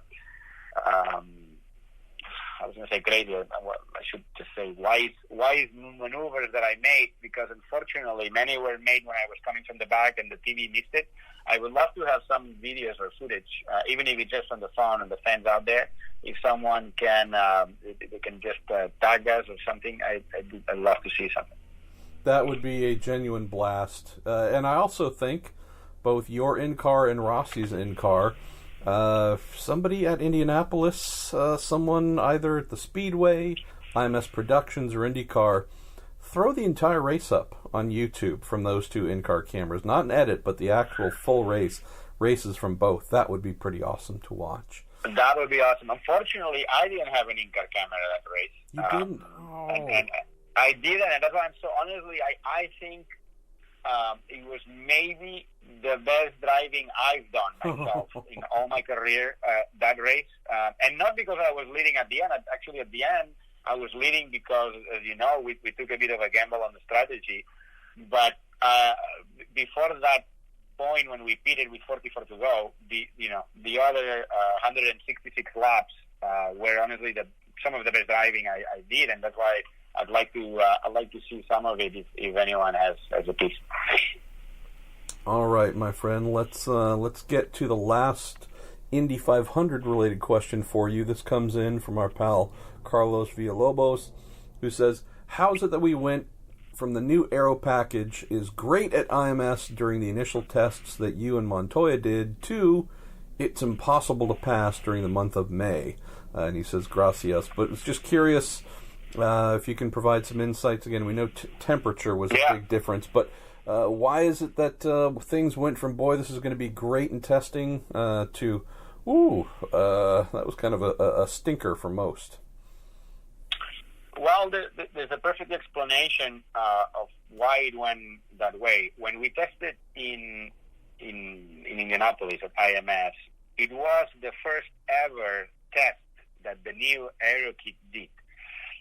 It had not even run 10 miles an hour anywhere. So IndyCar and both Honda and Chevy, they just wanted to make sure that the car worked by itself, that the pieces were not flying around, that we didn't have cooling issues. Because the fans forget, I mean, we all forget sometimes, but it's not just how will the car drive in traffic. There's a lot of things when you design a new car that's going to go at 235 miles an hour that play into it, So that first test, they never actually wanted us to run together. We never ran close to each other. It was purely for Honda and Chevy to make sure all the systems worked, for the Lara to see that all the body parts were staying on the car and not flying out. And then when we started going to other places, we did start running in traffic, and we did in Iowa. We run nose to tail, which is a little different aero package, but the car showed great promise. Then we went to Mid-Ohio with obviously different wing configuration, but the car again showed amazing capabilities of running close to each other, and we finished Mid-Ohio test. And I was telling people, I've never been able to be this close to a car in front in turn one in Mid-Ohio, which is a very fast corner, which usually is a challenge. And we saw that this year race, and was part of the reason of why Sebastian Bourdais was able to make such an amazing comeback from the back and pass so many people, was because he was able to run close in turn one and then make moves in turn three, right? So it was a success, and the problem was that in Indy we were never able to run close at that high speed, and as we know, then we went to the 500. It was really hot. Maybe the tire was not truly made for the weight distribution, and so there were more than one factor that made it more challenging than we expected at IMS. But they've obviously worked on it, and the last couple of tests that they just did there, I've spoken to all the drivers, and they're all saying how much improved the package for IMS is. So, it's one of those things. IndyCar did a really good program when we developed the car, but maybe we needed another test in Indy with 3 or 4 cars together like they just did now, right? But it's always easier in hindsight than when you're on it. All right, let's jump to our final category here, my friend, that being a combination of questions about old school racing times for you, and also an incident or two. So, hey, we're a full service podcast here. Let's go with Don Gregory first, who says, "Can you talk about the frustration you felt having your win at the 2011 MoveThatBlock.com Indy 225 at New Hampshire stripped away after leading when the race was red flagged, only to have the results reversed and the win given to Ryan Hunter-Reay?" And Barry Lee follows up, "Are you still pissed at Hunter-Reay after the Indy 225? That should have been your race." What comes to mind, brother? Well, a lot comes to mind. A lot comes to mind for many reasons. First, I'm going to start saying I am not pissed at Hunter Ray. I was never pissed at Hunter Ray. He did what he should have done, which is try to pass me, try to win the race, same as I would have done. He had no control on what the officials would call as a winner or a red flag or nothing else. So neither him or his team did absolutely nothing wrong. But when you bring up that race, it's a true tough situation. My brain goes through definitely high emotions because it was a huge year for my career and my team, Newman Haas at the time, which ended up being their last season ever and such a big team. Bernie Haas and the whole team were making a huge effort that year to be competitive. We didn't really have much sponsorship, to be honest. So we were running with no wind tunnel, no shaker rigs, no nothing, and there we were running really strong. We had been knocking at the door for a win many times, and that race, from the second we arrived in New Hampshire, which we've never been, we've never tested, we were very competitive. And it's one of those races that you just feel, I'm going to do it, whatever it takes, I'm going to do it. And it was coming that way, and we would work so hard. And then, yes, it was getting a little wet. We're getting a little sprinkles, but you're just playing. If they're going to throw the green, we're going. It wasn't too bad, honestly. I actually, I went and I went full throttle. I went all in, and it wasn't too bad. It was more about making sure your tires were warm before the green, because it was cold, than actually the wetness. But anyway, we know all the drama, and to me, the whole problem I had with how IndyCar officiated that race was, if you throw the green, you throw the green. If you think it's too wet, you don't throw the green. But if you throw the green, you throw the green. You can throw yellow right away. Of course, if there's a problem, there's a crash behind. But if you say it's on, it's on. Like, I always think the same. Like in a football team, if they, when the referee says, okay, you can shot that penalty, beep, you shot, you just score the goal. Okay, wait a second, there was too much wind. I should have never said you could have thrown it. No, you throw it. You cannot go back in time now. So I had such a big problem of how the decision was made to reverse or go back in time. That was my biggest issue with the whole thing. And also not just me, the whole team and Bernadette Haas took it at heart after the effort she was putting in all the years in IndyCar that we were not given what we thought was ours, which was the win. That I think was one of the reasons that made her decide, okay, we're gonna shut doors. True fact though, up to that point, Ryan, Hunter Ray, and me, we had a very similar career. Right? He's a guy like myself. He had to keep switching teams and never giving up, and he's finally at Andretti. But at that point, we both had only one win each. We were both finally in good teams. He's at Andretti, I'm at Newman Haas.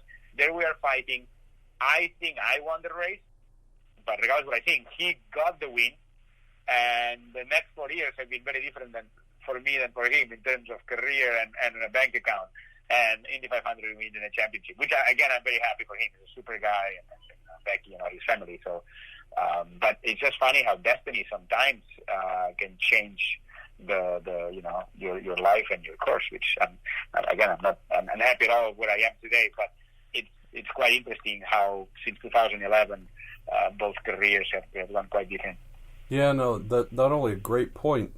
You also deserve a lot of credit, and we should all be thanking you as well for being part of the race that gifted us the GIF, or at least the screen capture of Will Power flipping the double birds to race control. I mean, that's going to live on in perpetuity as well. You got robbed after winning the first ever oval rain race, and we also got Will Power flipping the double birds in that photo. Again, whenever he gets voted into various Hall of Fames, years, decades down the road when he retires and he's an old man, we know that screen capture is going to be a part of every induction ceremony. So, not only that, it's such a big part of history that I think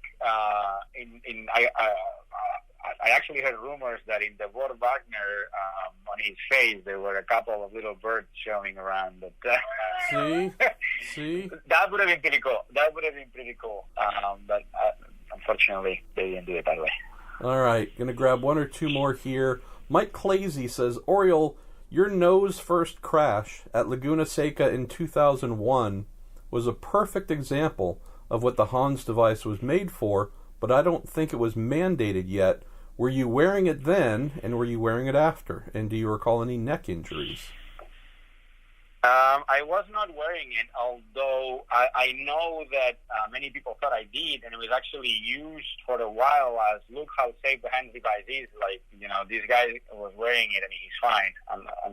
No, I was not wearing it, but I'm glad that we all do, because it makes it a lot safer. I was lucky I didn't break anything. I was actually racing 2 weeks later in Surfers Paradise and crashing with Paul Tracy at the first chicane. So it was actually, no, I'm confused. That was the year after. But anyway, I was racing in Surfers 2 weeks later, and I was healthy. But the Hans device has made it a lot safer, exactly in situations like that for us. And that's another quick question we had here from Keith Lee, who asked, did you talk to Paul Tracy shortly after the incident at Surfers Paradise, and what was that like? Oh, wow. Yeah, and I think still today we have a disagreement about it. We were pretty unhappy with each other for a while. Then, we became friends and we didn't care too much, but we still don't see it the same way. I still feel I had half a car ahead of him. Plus, he had shortcut the chicane before, which by rules, you're supposed to let the other car pass. That's something that was never brought up. And it's my rookie year. I'm going for the podium, and he was still in a mathematical position to win the championship. So I thought for sure that was my corner. But anyway, we crashed, and it ended up costing me actually some points and a fine from CART at the time. I totally felt they wanted to school the rookie there, because I did nothing wrong. I didn't even give him the chrome horn like he usually did back in the day. It was if anything, was a racing accident. We're both trying to get for the same place in the corner. But that corner, the Foster's chicane, which is a double chicane at over 100 miles an hour, still is today maybe my favorite corner in the whole planet. It's so cool. It's truly just the best. It's just fun to watch there. I definitely, I'm hoping we're going back here sometime soon. Let's see, Steve. I do too, and on that point, and just to go a little more on this one, like, sometimes people ask me what makes a good racetrack, or why this street race work in this city and not that city. And sometimes it's not about the city, but it's about what the sport is about. The sport is about fast cars on fast tracks. And Surfers Paradise was a perfect street race. It was over 4 miles long, so it had the right distance to have long straights, so you could have good overtaking, good braking, some slow corners, and some really fast corners, like the first chicane. I always say, if I'm a fan, I want to see something I don't see every day. Seeing cars going through a chicane on the air at 120 miles an hour is more spectacular than seeing a car at 30 miles an hour in a hairpin that I see every day when I go by Brett, right? So that's one of the reasons why sometimes I think the sport needs to go back and look deep at the roots of what makes it exciting, and don't go too far off that, right? And that's why, again, the new car this year with less downforce, more power, making the cars move, and making it exciting for us in the fans. It's all going the right direction from my point of view. It's why you don't find cats and dogs at the zoo, right? Nobody goes to the zoo to see something where you go, oh, that's cute. Oh, look at that little thing that, doesn't scare me or isn't really unique or exotic, or something that I rarely come across. That's why you don't have cats and dogs at the zoo, man. What you have are, more often than not, lions, gorillas, some things where you go, whoa, wow. And thankfully, there's glass or some big thing separating us, because that thing would kill me if there wasn't something to protect me. And that, again, you strike at one of the main things we have to keep remembering. If folks aren't turning up to a race, you have to ask yourself, what is it about the environment? Not just the cars, not just the rules. There are a lot of factors, but the environment as well is a big thing. And if I'm thinking about street races that succeeded over the years, over the decades, it's often, the strongest times at least, the biggest crowds tended to be when you had truly fearsome, scary cars, things that were loud and nasty and just exploded with speed. You felt like, whoa, thankfully those are caged in because they feel really dangerous. And then the times are like, oh, okay, well, that's interesting, but, still feels a little bit like cats and dogs. So, let's see. Let's go to Steve Hamilton, who says, why didn't your time at Forsyth work out? And also that Montreal battle with a young Timo Glock had me screaming at the TV. Amazing race. I actually don't know what does he mean. It's one of the team adventures that worked out the best for me, if you think about it. I wasn't supposed to drive for the team. Paul Tracy was driving. Saturday morning practice at Long Beach, Paul gets hurt. I get a call within an hour and a half before qualifying to jump in the car. I qualified 14. On Sunday, I finished second in the race. I was supposed to just do the next race, and then the next race, and then the next race. So I ended up doing, I think, all the races left except the last two, because I forget. Someone came with a big check, and unfortunately Jerry Forsythe was already on the out of the championship, so he just didn't really care if we did well or not. But then I did the last two races with KB, and we finished in the podium in Mexico, and I think Surfers, if I remember correctly. But anyway, it was great. Again, it wasn't even supposed to be there, and ended up being like almost a full season in a great team. So it did work out, and again, it's a shame they didn't continue. It's one of the and that's another full podcast one day when people are bored and want to hear how come I've been to 14 different IndyCar teams. And I always say, when people are like, man, you're so unlucky, because all of the circumstances, right? The great teams that I drove did really well, they shut down, or this sponsor, the CEO gets fired, or Paul Newman loves me, but then, he died. I mean, so many stories, but the truth is I've been really lucky. Usually drivers, you get to this level, and you're lucky to have a couple of years in it, and if your team shuts down, or the sponsor leaves, or you have a bad year, that's it. You get one shot, and you're lucky to get one shot. And then you have 20 other guys that want to get that seat, and they get it, right? I've been lucky that I'm a cat with 11 lives. Like, they keep bringing me back. I'm still ready. I still want it, and it happened. So, yes, I would have liked to have the career of Scott Dixon or Helio Castroneves, that they both been 20 years, one at Ganassi, the other at Penske, with a lot of resources, a lot of money, a lot of success. But, there's only like 2-3 names that they've been able to do that. And you need so many circumstances that work with you, around you. That's not, that's obviously not been my life path. But, again, I couldn't complain. I've been at this level for 20 years, and you know more than anyone, Marshall, how hungry I still am. And if there's the right opportunity, I'll jump at it. And as long as I'm competitive, I only think I keep getting better, because I'm still as hungry. So, no, Forsythe was a good year. I had many. It just, the circumstances played of why we didn't have a second season, let's say. But we can finally reveal that Oriol is actually not a motor racing driver. He is someone who has been on a 20-year adventure. He's actually a member of the fashion community. He's been on a 20-year adventure to see how many different race suits he can collect across those 14 teams. So almost an long-term art installment here by you, Servia. But at least we can reveal the fact that you're just after the suits. And it's going to take some major studios of history like yourself one day to tell me if it's truly a record. I believe I have a record of how many different IndyCar teams a driver has been through their career. I'm pretty sure it has to be me. But it would be great one day to know if it's a real fact or I'm just lying when I say that. Look, man, you've even driven for Roger Penske. You've driven for everybody. So I think there's actually a good story to come out of this. So maybe we need to write I was that telling soon. Chip. I was at the Peterson Museum this week. They were doing a great night honoring Pernelli Jones, and Chip Ganassi was here, and I was telling him, dude, I think you are the only team I haven't driven yet. I've driven, but Penske, Andretti, all the teams. I'm not going to name them all, but I haven't done Chip yet.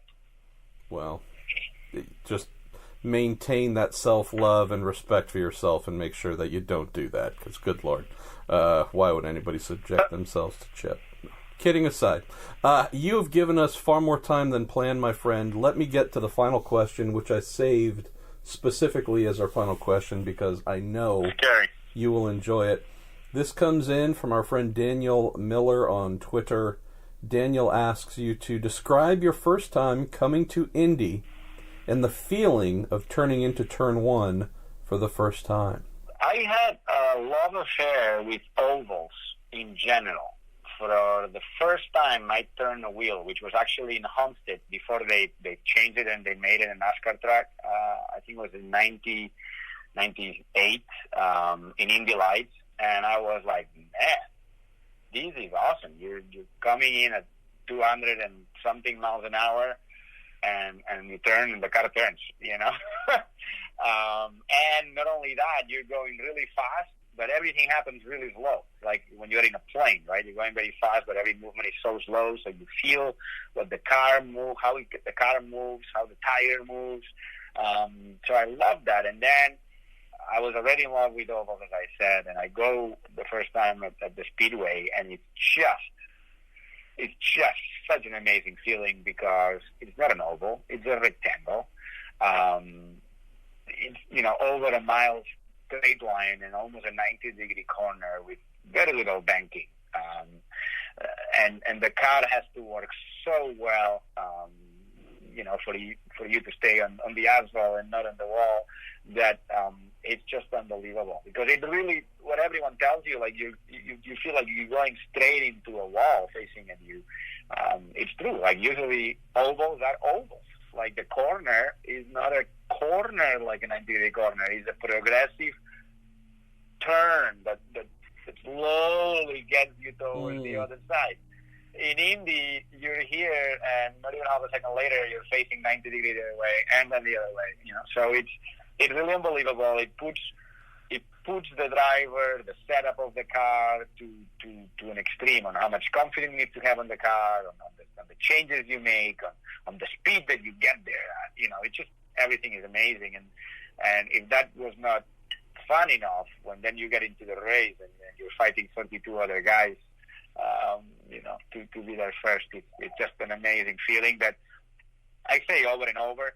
When they designed the track 100 years ago, there's no way they could know how exciting it would be with today's rules and regulations and cars, but it is the best layout I've ever driven. And I'm surprised that not more often people try to replicate that corner, even if it's just part of another oval, another track. And I know they did back in, I think it was not Fontana, but San Bernardino oval, right? You'll know better. Yep. But I'm just surprised it doesn't happen more often, that they at least try to replicate turn one. Which, for example, when they were building COTA, I mean, the turn one I think is great in COTA. It truly is, because it's different than anywhere else. But for a second, when I heard what they were trying to do, I had this light hope that that's what they were trying to do. Make turn one like turn one in Indy. And if one day I build a racetrack, that you can bet that that's what I'm going to try to do. Because it's great for the fans, it's great for the driver, and just an amazing feeling. Mr. Servia, thank you for your time. Thank you for joining us on the Week in IndyCar, presented by Cooper Tires, and I'm genuinely interested and hoping to hear nothing but positive things about you finding another quality ride for the Indy 500 knowing how close you came to winning the thing in May, and maybe even some stuff in IMSA and elsewhere, because you are at a place where, even though everyone says they want money and need money, sometimes you also need talent, and you seem to be in a perfect place for folks to start recognizing that, hey, there's a great resource here, and we're not tapping into it as much as we should. Thank you. It was even more of a pleasure than I expected, but it always is. And I hope we gave your big audience a little bit of entertainment.